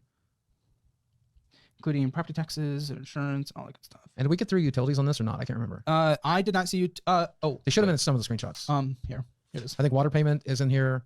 So this is water, gas, Water, electricity. Oh, sorry, no, that is water and trash removal, and that's it. That's what the city charges. It sucks. Okay, so you have electricity on the side. Electricity is a whole other bill, which you should have here as well. So this is just trash. Yeah, And our city is highway robbery. It's insane. That's trash and water. do they compensate it with low property taxes at least? Like we get hammered with aggressive. Our property taxes are better. Okay, how much in electricity and gas then? Depends on the month. Yeah, give me your average. Like they should be printed out for the last month here. I think I sent them to you. I think the last month in electricity was $250. Yep. It was a little more than that, but yep. And then what was the other one you were asking about? Gas, I think, comes out to in the winter close to 150. In the summer, down to as little as 50. So let's call that 100. And then what was the other one? Water, gas, electric. We do pay for cable, which is $100 a month. I'm sorry, not cable. Sorry, internet. Which I'm a YouTuber. Yes. Right. Well, everyone you need internet to survive, to do jobs, to do anything. Right, $99 a month. We got a really good deal when it comes to internet. That's for a gigabit, and this is the slowest they offer. So I can't even get it cheaper if I wanted to. Okay. Let me get the debt minimum monthly payments besides the mortgage. Not including whatever the IRS might be, because we don't know yet. Yep. Yeah, this extra $653 could not clear you up, but it would help a lot. Yeah. I ballpark, and like I said publicly, right around 7,000 for like minimum payments across everything. Is that about close to what you got? I don't know just yet. I want to make sure we've got everything that you're required to have. Gas. How much do we think on a monthly basis? Like I said, gas in the winter is because sorry, car gas. Oh, very little. I drive a hybrid, so 20, 40, maybe $80 a month, if that. Okay. We'll be conservative and say 80. Yeah. Anything else that you are required to take care of on a minimum monthly basis? There were subscriptions like StreamYard and stuff. Oh yeah, it's like a $25 subscription to StreamYard. Any other subscriptions that are mandatory? Mandatory. I'm not throwing Disney Plus in there. I'm sorry. I think I could. I'm just trying to get your mandatory in order to survive type. Streamlabs might count, but that's $9 a month. Okay, so 35 then. Let's call it that. Yeah. Anything else? I think that's everything. Okay. I've done a really good job of canceling everything over the last few months. How many miles is on that car? 12,000, I think now. I've had to take a lot of road trips. Wow. Yeah. I mean, I bought it. 12,000 is nothing. I bought it with less than 1,000 miles on it. That's incredible. Yeah. I might be wrong. It might be closer to 18 if I'm ballparking it. She could go check, but I think it's under 20 for sure. I think. I'm happy about that though. It doesn't mean we have to worry about anything too major happening soon. No, they say one of the reasons I bought this car is like all the YouTube reviewers said this specific year and that specific model, they said well over 150,000 miles before you even start to see issues. So, and I knew it would take a lifetime for me to put that on it. Even with trips like this, for business and stuff, I'll never put that much mileage on it. 5,856 in order to survive. So a little under. But that's because I think we're throwing in a little less wants. You said in your budget you had like 900 for food or something. Yep. It's like if we get rid of wants, only just basic survival, which is what you should be on, because again, we still bring in $1,600 less on a monthly basis than we need to survive. Yep. Which, and we're real close. Okay, so he's right. $6,000. He's making 5,000 approximately. I guess they're saying he's making only 2 right now, although LolCal Live, they got paid for that yet, is what I'm guessing the difference here is. So, and it's probably, you know what, Boogie's actually probably right about the income coming in. It's probably around, okay, maybe even a little more, maybe. This is past the spike. I don't know if Caleb included this. If he included the spike in that, then it's probably a little bit under 5K, but like not too far off. Just cut out a bit. But he has 7K. Like, if he just got rid of all that debt right then, he'd be much closer. So a little under. But that's because I think we're throwing in a little less wants. You said in your budget you had like 900 for food or something. Yep. It's like if we get rid of wants, only just basic survival, which is what you should be on. Because again, we still bring in 1,000. Boogie does not have the control for a basic necessity budget. Basic necessity budget. Yeah, really, right? Like really. But who defines that? But then, bro, this is the part that I just fucking despise. Like, how much does a person need really is not even a conversation that we should literally be having at any stage, okay? But especially not this stage. And I'm not fucking saying that because I'm rich, okay? I don't give a fuck. I already give a fuckload to charity. I already give a fuckload to the government, way more than any fucking wealthy person ever does. And I don't care. I live on a basic necessity budget for the most part anyway, okay? Who could he take influence from? $600 less on a monthly basis than we need to survive. Yep. Which, and we're real close to that being 0. yeah. So now, I do have one thing we haven't included here. Oh, okay. And it is the other backup plan that I've had, which is Yeah. so incredibly stupid. Go on. Okay, this is what Boogie's idea is, which we know it's not going to be cutting down expenses, so it's going to be some new way of taking income, probably. I feel like his idea is either going to be like taking the 7K, spending that on a travel channel, because I think he talked about that in Tom's video. No, but he said he already tried that, so this is like post that. And I think it's going to be like taking out a loan to pay off his other debts, like centralize it on like one low interest payment. No, I don't think that's a thing. and if it is, I don't know, probably not that. Mortgaging his like taking out a second mortgage on his house or something. I don't know. Let's see.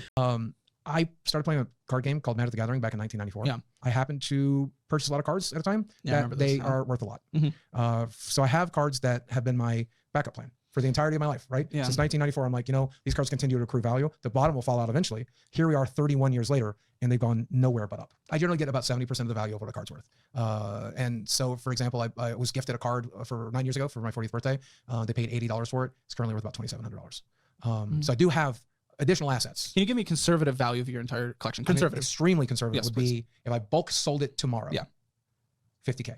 But my plan is to continue to do what I've been doing over the last year, which is sell it periodically Survive. to survive, right? Because with the exception Okay, you know what? That is like much better than all the ideas I came up with. This is better than the faith I had on. So good on you, Boogie. I mean, at least like you kind of probably just lucked out because you probably had no consideration for like the actual value of it. Or if you did, it was just like a cope to allow you to buy more things. But it's actually good that you kept it all until now and you still have probably closer to 20K, I'm guessing. Just because I don't trust them at all. But like still, you know what? Not bad. of the COVID bubble hitting this market, and I wouldn't have sold during COVID because I didn't need the money, right? Yeah.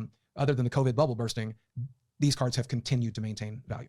So I sell them as I go. Now I'm learning today from you that I should absolutely go home, sell $10,000 worth, would. and throw it at these high interest Because loans. they're probably not appreciating 25%.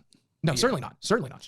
Because the crypto, and it's in crypto. So one, I would just have this in a high yield savings account anyway, but it's going to last 5 more months at the max. Yep. If it stays this value, you never know what can happen with crypto. 5 more months. So And I wasn't lying. It's gone up since I sent it to 8,000, you, right? yeah. We made a couple bucks. I would tell that It's on the climb. Do not invest. Do not invest. invest, but not in that. Not in crypto. Okay. So with the bad debt that we have, this is what I would do today. Tomorrow, because you get home tomorrow. But high interest bad debt, including I'm putting the IRS in there, man, because it's about to get to be like death interest. Yeah, they'll knock on the door soon. Yeah, and I would rather knock on their door before they knock on yours. That's fair. I would sell $16,307.88. How much? $16,307.88. That's pretty doable. That wipes out IRS. It wipes out credit card. It wipes out the bed. It wipes out the car, and it wipes out the dog. Loan, not the dog, but the car. You, in your situation, not having a car debt, leverage on a depreciating asset, lowers your risk profile immensely. Okay, extremely stupid incredible. question. Yeah. It's my understanding that I should maintain some loan to continue to build credit. Sure. It's so because again, I do think relocating, selling my existing home, and buying a cheaper one is something that will still be in my future, even with this. So you'll still have your if I were to mortgage. keep a loan, is the mortgage count? Oh, absolutely. Is that the one they're looking for? Well, they're looking for everything. They're looking for diversification. They're looking for age. They're looking for low balances. They're looking for on-time payments. What I would do in your situation is obviously keep the mortgage because it's a low rate. It's great. Getting rid of the other ones, even if your credit score takes a hit because the age goes down, doesn't matter anyway, because right now your credit score in what exists within it of taking out debt is taking advantage of you. You're not taking advantage of it. So there's really no purpose. We actually did have a backup plan that actually did make sense. I'm pleasantly surprised. This doesn't like solve all of his problems, or it does solve all of his debt problems, and that's what he should do. I mean, I was saying do the same thing with crypto. I assume Caleb probably would have told them sell some of it just to wipe out the high interest debt, like the super high interest of 24%, his credit card and his dog. But you know, eventually you're with the car payment and the other stuff and the bed and whatever. That was over 16,000. So obviously that was more than what he had in crypto. So you know what? Hopefully Boogie did this and hopefully sold it, wiped out all his debt with the magic cards. Be good. This right now of you like shooting for that good credit score because this is you. What I would do potentially, you're not a credit card person, right? Like you can't manage it. You're not paying the payments. But if it is that important to you, the one thing I would might consider, if you can prove to yourself over the course of 6 months that you only put gas on your credit card and you pay off the entire balance every month, that's smart. I will concede that you're allowed to do that, and that will at least that in the mortgage, man, you'll be in the 700s credit score wise. Okay, should be chill. Okay. It should be chill. You might get a hit. This is what I do with my credit card, by the way. Besides emergencies, the only thing I spend it on, or I like get a 5% cash back on gas, I believe. Or it's 3%, I don't remember. Only put my gas on it, pay it off while I'm leaving the gas station because I can just pay it off on my phone. All I do with my credit card. That's how you build credit. I'm 19, so like obviously I don't have a mortgage to pay off, or I'm not taking out any other loans, but you know. For a bit because your overall credit age is going to go down because some accounts are going to close for paying them off. Right. But honestly, with your credit card getting paid off, even with those, I wouldn't be surprised if it jumped to about 700 anyway. Because one of the main, I debated even talking about this, and I don't know if it'll make the final cut or not, but one of the major reasons I want to make sure that I can take out a loan is because there's a very real chance of a medical emergency. And for the thing that I'm dealing with, you have to pay up front. Yeah. Right? Okay. Yeah. No. Well, of course, obviously, I mean, death over life. Life comes first. Yeah. So I get your fear around that. Yeah, I think your credit score, again, will actually be in a better place because right now what's holding it back, looking at your credit, is a high credit card balance. You know, you want to be under that 30% utilization. If we just have you swiping your credit card on gas, paying off the balance every month, and having the mortgage consistent, you're gonna have a good score. Yeah. Okay. Like, are we talking 800s? Right. No, but like you'll be in the 7s. Right. Right. So, and I think when we're looking at this minimum structure, yeah. I think my income in the last 30 days has been enough to cover that. Yes. And this YouTube alone, right? Right. Yeah. This podcast is going to start paying out. I mean, we just hit profitability in the 3rd episode. That's incredible, right? My cut is small, it's 25%, right? But I own 25% of this thing, and I foresee being able to reach these minimums throughout at least the rest of next year. I don't know if it get better than that, but I think I'm in a position right now after the doc coming out and this podcast and everything else, I think I'm in a position where I reach these minimums. I won't have much wiggling room after that, and it'd be a really good idea to pay all of this down. You need to tomorrow. Yeah. Right. Exactly. As soon as I get home. But you know the minimums don't matter for then spending an additional 900 going out to eat and then whatever else, you know, the extra unnecessities are unnecessities right now. If we can't afford it, we currently can't. So what is required through? This is the most important part, and this is the part that Boogie will refuse. He will refuse to change, which is really sad because, you know, he's not actually in that bad of a position. The title, Boogie is going to die in poverty, is completely correct. And what's even worse is it's completely by Boogie's choice. It's completely his fault. It's 100% up to him. He could easily not, but he's probably going to because he refuses to change. Thinks he's smarter than everyone, even though he tells everyone that he's stupid. Weird dichotomy. Again, a anonymous call center job, you know, something that pays minimum wage, building that podcast, or abandoning the Twitch and everything like that and fully focusing on re-engaging YouTube, whatever it might be, man, that brings you to at least. I mean, that's been the plan over the last 30 days. You literally what I've been doing over the last 30 days since this documentary dropped, and you can see it's paying off, right? Like my numbers continue to grow, my income is continuing to grow. I'm doing exactly that. You know, all of this ancillary stuff is ancillary. Is that true? 40, 80, 90. I mean, this is the less. Okay, let's see. 1 million, 2 million, 1 million, 800. He's falling off even more. And his highest gain is 0. Otherwise, I mean, losing some is, I guess, kind of expected because he's hella fallen off. Yeah, it's not really true, but you are kind of falling off. In the last 30 days now, only 700K. Last month it was 800. Falling off. I really think streaming might be the way to go. Like, if you want to see like a real all-star. Yeah. Yeah. This is where the real money is being made. This is it, boys. You don't even understand. You don't even understand. I have it all in a link dump, and other than live streaming once a week just for the fun of it, because I enjoy doing it, I don't live stream. I put my time where the cash cow is, and that cash cow is YouTube's ad revenue. And my favorite part about that is I'm not making money off the back of my audience. They don't have to buy a t-shirt. They don't have to engage with the sponsor. They don't have to buy a channel membership. They don't have to donate anything on Twitch. All they He's trying to play like the good, like how good he is, how morally good he is, because he doesn't want to take money from his hands. He just wants to take the ad revenue. Who cares, Boogie? Shut up, bro. Get over yourself. Capitalize off the audience that still likes you. The people that donate and stuff, as long as you're not begging, that's fine. If they're in a position where they're able to donate and then they donate, that is fine. Not morally wrong for someone to support the creators that they like, or for the creator to receive support from their supporters, as long as they're not begging or doing something immoral otherwise. That like base interaction between a fan and a creator is completely fine. Have to do is put the video on, click it, watch it, and I make money, and that's simple as that. A lot of the criticisms that I personally saw, and you can refute them if you wish. This is just there's too much information online. Sure, it's impossible. So, but a lot of I saw is again like the pity party, sympathy feast over the last few years, Sure. and maybe that turns some people off, and maybe it's to get people to give some money. I'm not sure. Are we done with that? Yeah, I've been done with it for a while. Good. He's still doing it. The documentary was literally like incredibly just pity driven. So we just I learned very quickly my decision to talk about my finances last year. That is not how I'm going to get out of this hole. And I cannot, nor should I, want my existing audience or my pre-existing audience to want to dig me out of this hole. Also, the thing is, what he's doing right now is he came on this to try to look good. What he's talking about right now, trying to look good, and so that people know just how dire his financial situation is, so that they might feel like more inclined to support him by watching his videos, doing stuff. The thing is, ironically, him not streaming on Twitch probably makes him less able to capitalize on this, because YouTube is a really competitive site. Like, each view is really competitive. Like, nobody is listening to this right now because it's so far into my video, because there's so many other people that make better videos than I do that they'll click on instead. And like, when it's super competitive, a lot, and also Boogie's content is frankly kind of boring, and like, so even for the amount of people that might actually watch through, it's probably similar from the pity from this. It's probably similar to the amount of people that would like actually give money to support because of the pity from this, and like make a lot more money from a sub on Twitch than you do from even a month of someone watching on YouTube, at least from my experience. Now, it's a whole other thing if I create content that they want to pay for, right? Yes, if I give yes, of value, course. you give value. Most YouTubers give value. That was the thing that I was missing from my video last year. I asked for something, but I offered nothing in exchange. That was the idiocy of it. And I'm at a point where I can't ask for anything up front from my audience, nor should I, nor do I want to, right? I have to deliver a product that they enjoy, and if they enjoy it, then they can catch me on the back end if they so choose to. And I don't blame a single person who chooses never to do that, right? If you said Boogie's burnt that bridge, I fully understand and respect that. Yeah. Because, I don't know, the thing I think I learned from the internet more than anything, I was playing, I don't know, I heard it called I'm Just a Small Bean the other day. Do you know, have you heard this, right? Growing up for me, it was, you wouldn't hit a guy with glasses, would you? I was being Jerry Smith from Rick and Morty, if you're familiar with that character. It's a character that was intentionally pathetic in the hopes that other people wouldn't harm them. What I've learned very quickly from that, not very quickly, but I've learned harshly, is that when you make yourself out to be a victim, the people that like to victimize people will choose you to victimize. I'm curious. Do you find yourself throughout your life playing justification games? Certainly, yeah. Okay. Yeah. So it just might be something worth escaping in the future, is just instead of trying to justify like every last thing, a reason for everything happening, reason why I did this, the reason why I made this choice is because of this whole winded thing of a character I'm trying to do and all this stuff. Well, in instead therapy, of just justification. in therapy, we learn why we do things, right? I know why.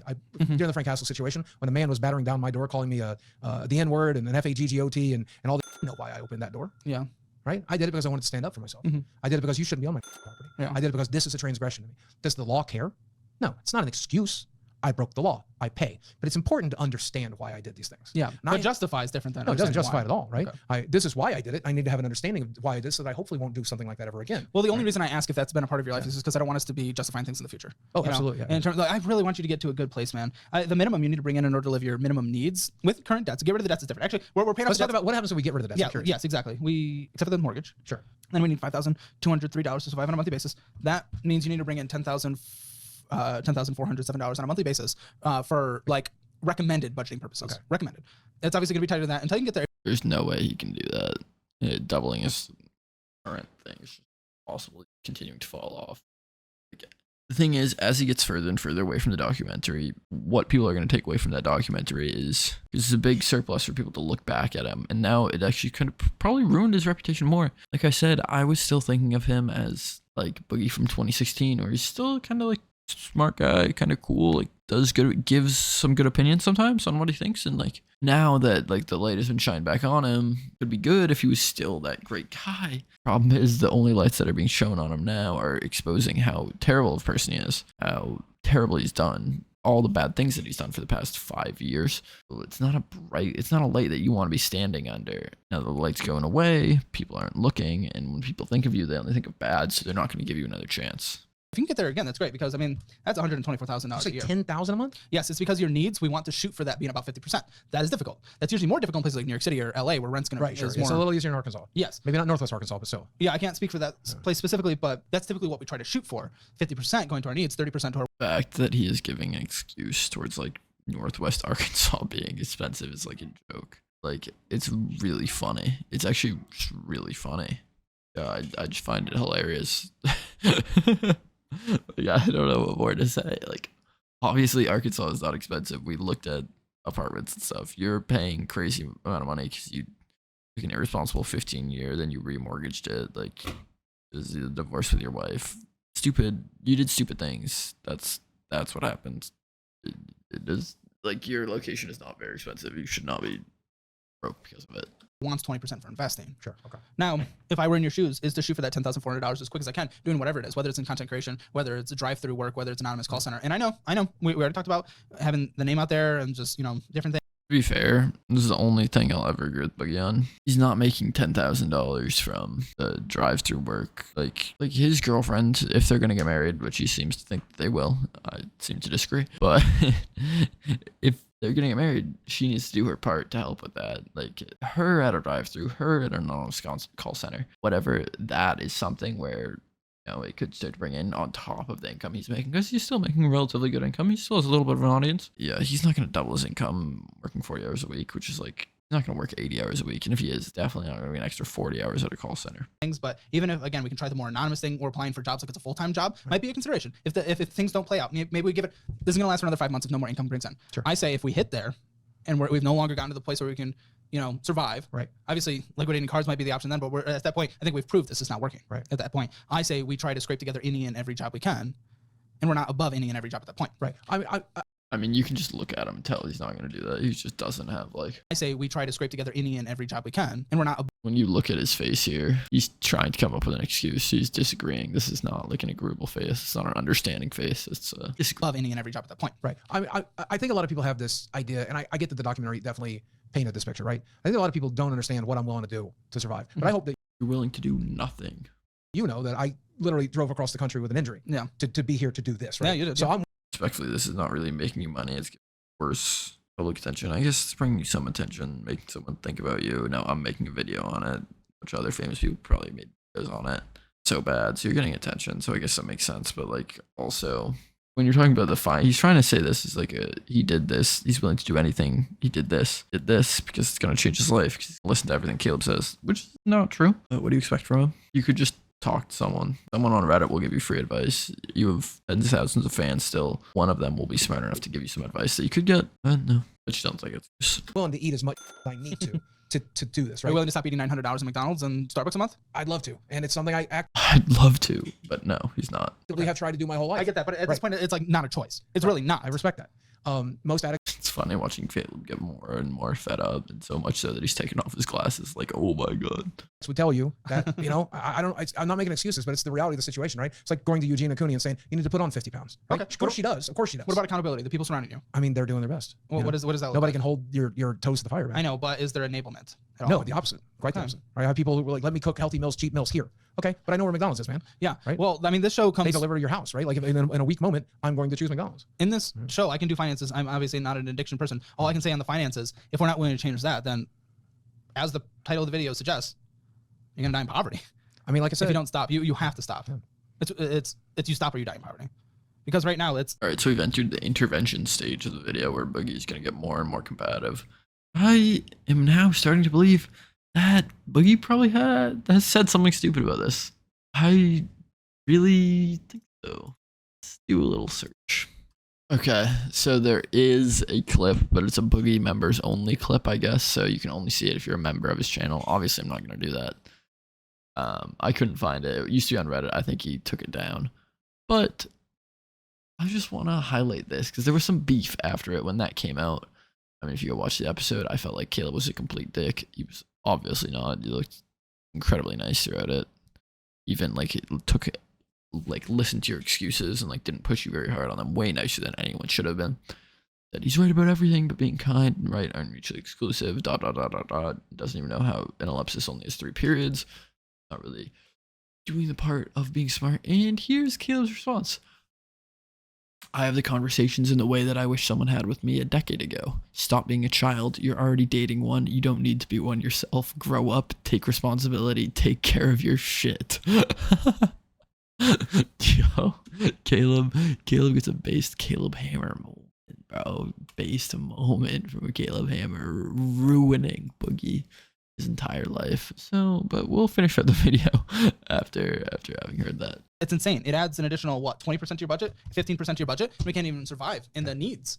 It's just really no longer a choice. So you're choosing at this point, even yes, addictive tendencies. I get it, and that is not my thing to talk about. If you choose to do that after this conversation, you've chosen just giving up. And just well, I mean, after this conversation, I'm going to continue to do what I've been doing for the last 30 to 45 days, which is work as much as I humanly possibly can. How many hours a day do you think that I'm is? putting in like a good 40-hour work week now. Okay. Well, I think that when we can't survive, I think that needs to be 60 to 80. Yeah, it needs to be 60 to 80. And I mean, if working as much as you possibly can is 40 hours a week, that's a joke. You're lying to yourself. 60 to 80 hours a week. He's watching Disney Plus every day. You can do other things besides watching Disney Plus. But like, I mean, if you're only working 40 hours a week and you're making 5K, you could easily work 80 hours a week is not impossible, especially if you're like a YouTuber. I mean, I've done 80 hours of YouTube in a week and I didn't make a single dollar from that, you know? Easy. I mean, if you took 40 hours a week and then put the other 40 hours into streaming, 80, I guarantee you're making 10K a month. That simple. I mean, I get it. It's a long time, but not like it's unreasonable. Yeah, that's fair. Yeah. Yeah. But that's where I am. And like at the end of the day, again, no excuses. No excuses, but I can't work 80 hours a week because I can only work 40. But it's fair that you say that I need to work 80. My life. I hate Boogie. You know, people think I don't want to get a real job. I'm a disabled felon, man. Right? I've been disabled since 2005. Right? I can't work hard. I can't do physical labor. That's not an option, right? I think call it home, again, right. service So now they have to center. Google that I'm a felon who beats his wife, and because that's what happens when you Google my name. Go do it right now. Yeah. They have to hire that person. Yeah. They're not going to. Those are the positions where those more, what's the word? People with records. Undesirable candidates. That's where they get hired because they don't pay you very much. But it's also like a lot of places, I assume in Arkansas, you might actually, like, there are a lot of like rehabilitation type of grants from the government where the company might actually receive payment for like hiring an ex-felon to like help them get rehabilitated. So a lot of places will try to take advantage of that by hiring undesirable people for things that they can't really mess up. We do tend to find more opportunities. Right, but are they also disabled? Right? Like I'm saying, Well, this would hopefully be work at home. Right. I'm just giving one option. I'm sure. But I'm just saying, like, if that job crosses my lap tomorrow, So many excuses. The problem is, it's not does the job cross your lap, it's you go across theirs. I feel like Caleb will say that though. I don't think he'll get away with this. I'll take it. Have I actively looked for it? Absolutely. I just don't think it exists. Shall we? Yeah. Okay. Our good friend LinkedIn. You know, this is a wide variety. Well, this is giving way too much variety. Let's just do customer service. Because I did call center and it was doing like real estate agent. It was like the 5th one down. Right. Does that make sense? There you go. I would apply to these billion, trillion, quadrillion jobs.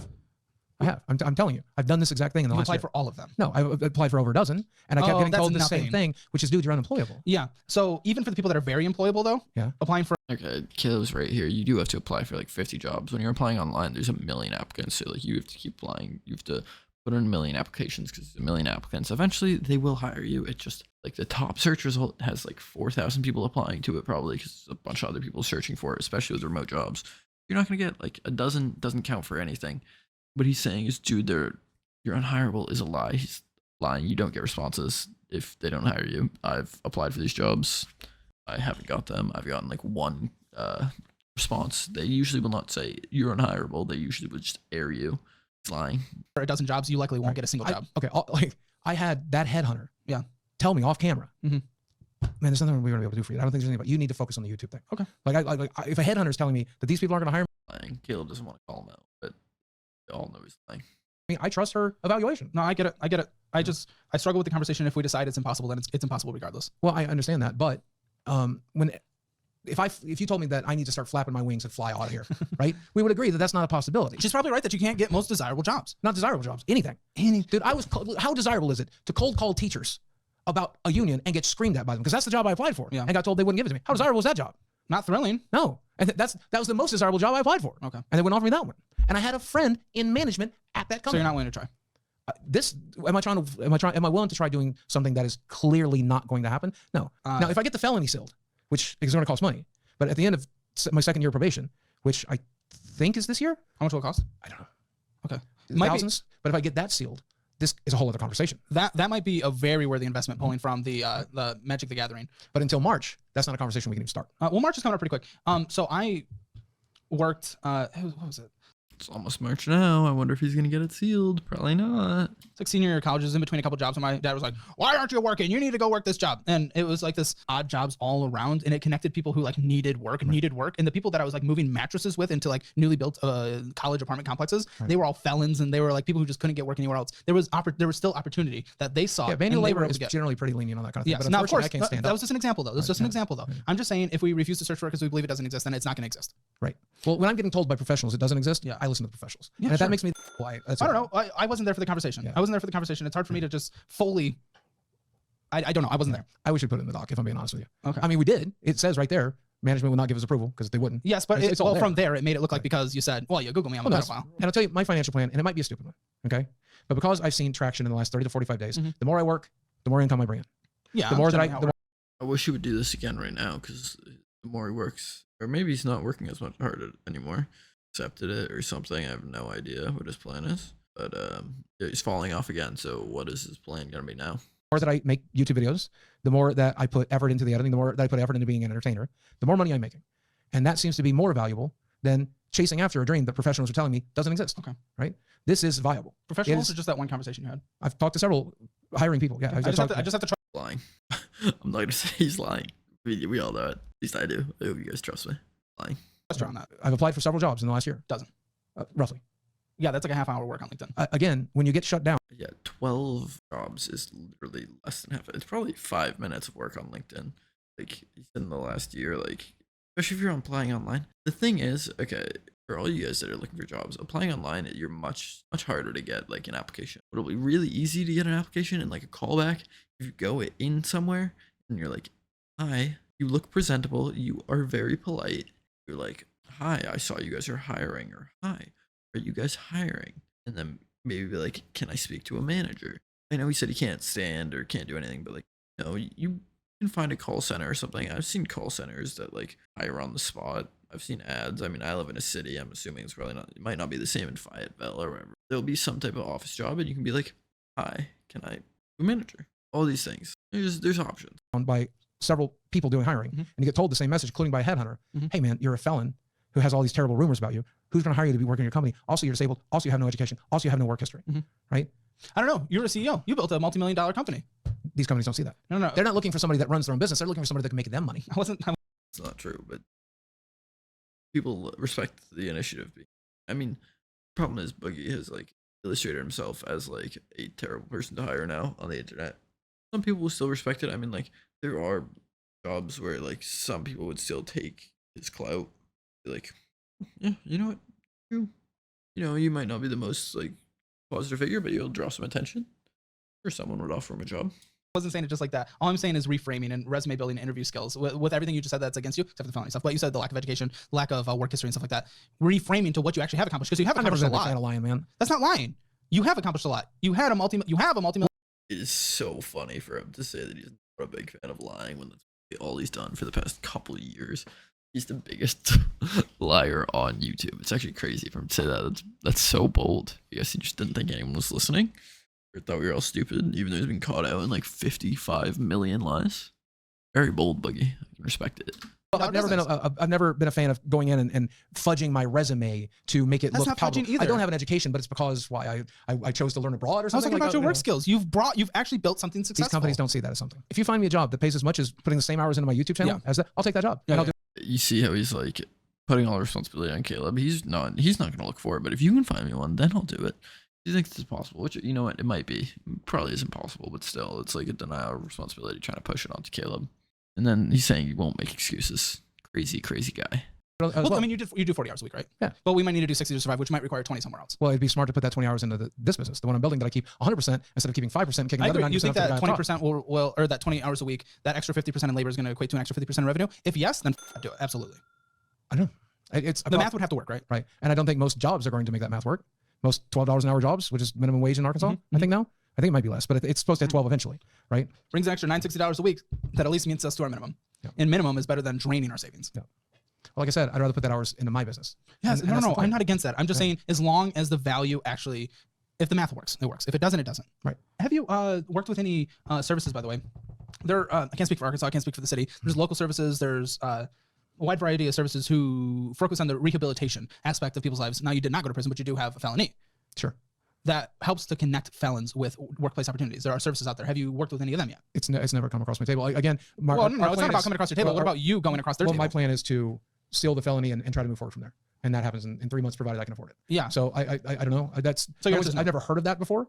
So I don't know if it even exists in my area, but it might. What would they offer? I don't think they'll offer any financial. A lot of things I'm seeing are Texas resources. Again, I can't speak for that, but right. Well, as far as I know, I might not need that in 3 months. But if it turns out in 3 months that I won't be able to get this, then you'd be willing to? Yeah, of course, sure. Okay. Yeah, of course. Again, it's just if math works, dude. If you can bring it in on YouTube. The thing is, Boogie is he's always looking to push it off to the further date, so he doesn't have to deal with it right now. If it works in 3 months, then yeah, of course I will. But nothing right now. There's no of course right now. It's only yeah, in 3 months, of course, in 6 months, of course, in 3 years, of course, in 10 years, of course, you know, like, but today, no, my YouTube's doing so well. It's getting better. If we can get back to $10,000 a month again, yeah, I'm all about it. I think the biggest mistake I ever made was in 2020 after my nervous breakdown, I stopped working. Yeah. And I should have had all of this money. I still could, and I not just 2020 when every other YouTuber went to work. I had to get into intensive therapy instead. I had to reorganize my brain. Yeah. Right. And I'm glad I did it. Don't get me wrong. It was a good use of my time. I came out a different person. But I think my biggest answer is I just need to go back to making as many videos as I can, considering my scheduling, my health, and really put my effort into my business. So I do concede. I mean, if the professionals told you that, I mean, again, if that's what they said, but again, they're all telling me it becomes a whole other ball game in March. You know, hire a lawyer, spend a couple $1,000s, get this completely off my record, no longer shows up in a background check. Then all we have to do is deal with the other obstacles. My favorite thing is always to punch back against certain mindsets and try to push people to better themselves. So that's just what I try. Like I said, the thing is, Boogie's a public figure. I actually don't think that would change much because when they Google it, it's still gonna be the first thing that comes up, probably. I guess it's not the first thing that comes up. Actually, yeah, I mean, if it's not the first thing that comes up, first thing that comes up in like search is like wife, girl, but yeah, I mean, I'm not giving up hope. If it comes down to my YouTube channel is no longer making me money anymore, and I literally have to steal for a living, I'll do it. Well, let's not do that. No, but I would. I'm telling you, if I have to steal bread to feed my family, I would be that guy. Yeah. Right? I would do whatever. Hypothetically, I'm just amazing. I would steal bread to feed my family. I'd do anything. But in practice, I won't do anything because I'll only do stuff in a hypothetical because I'm a lying, lazy piece of shit. It takes to survive, right? Now, I will certainly getting a job like every other human has ever had, or the jobs I've had. I worked security. I've washed dishes at a Mexican restaurant. Yeah. I've worked, right? I have no problem with working. If job fits me and it's going to keep my bills paid, it's going to keep my health insurance so that I don't die, obviously going to do it, man. Obviously. I think one thing that would help, not pushing someone to get work, and I know there's probably background in a lot of different story. If your significant other is able to help split the cost of the place they're living, that will help with your thing. I do want to talk about, before we wrap it up, just, you know, okay, say you make it 10 years, like you said. I hope it's much longer. You know, I really do. Let's just go off that the 15-year arc. Sure. What does that look like to you? We've done YouTube for 15 years. So we're halfway through that. That arc. What does the next 15 look like? I mean, here's what my life has looked like so far, right? I was homeless when I was 20, right? I was couch surfing. I was breaking into buildings up at the University of Arkansas. Statute of Limitations has gone up on that, by the way. But I was sleeping in buildings that they were building still. I want to hear about your future, the exciting things, not your bad We're going to get there, okay? Okay. But when I was homeless, I wouldn't have told you that 3 years later I would be running a small business running web design, right? Sure. And then later, while I was running that business, I wouldn't have told you I'd be disabled soon after, right? And when I was disabled, I wouldn't have told you. He likes these stories and like everything's gonna work out. I don't know, but it's not really looking like it, and you don't have a plan, and that's not very encouraging. I would be a YouTuber who made $1.3 million across a decade. Right? Plus more sponsorships, probably. Yeah. Yeah, I think it was probably closer to like 2, right? Probably as much as 2.5. I would say across everything I've made, for close to $2.5 million in 10 years. Incredible. Right. I cannot tell you what the future looks like, but I'm always hopeful. One of my favorite movies, Castaway, right? Just gotta stay alive, man. That's it. Just gotta stay alive because you never know what the tide could bring in tomorrow. I do agree with that, but what about plans? Well, my plan currently right now is I'm taking it day by day. Every therapist will tell you this is what you gotta do. Yeah. My current plan is to continue to throw myself in my existing business because my existing business is still profitable. And I'm looking for that next opportunity. I've looked at reselling on Whatnot as a possibility. I've looked at trying to find a small business loan and open something in the area. I've talked to a friend about doing a smash room. Employment, like I said, come March, there might be a job out there that suits me and that suits my needs, and I'm still going to look for that. All I know is that right now, when I get home from this, I go home and I film videos and I live stream and I do what I can to entertain the audience that I currently have. And when that audience is gone, I hope I find a new one. You know, it's another option. I don't want this. This is more last case. Yeah. We take it, we sell the house, have the hundreds of thousands in equity, about $250,000 to $300,000 of equity, and then instead of paying $2,121 in rent, we get like a 1-bedroom, pay like $1,100. Now, obviously that sucks. That's hard. Obviously it has to be ground level, but it saves you $1,000 a month. I'll do even better. Okay. The plan is to move that out of Northwest Arkansas and get to a place where we can buy a What he said earlier was he can't move out of Northwest Arkansas. He said that in the beginning of this video that he needed to live there for. What does Caleb say? I wish I was with Boogie. house for $50,000.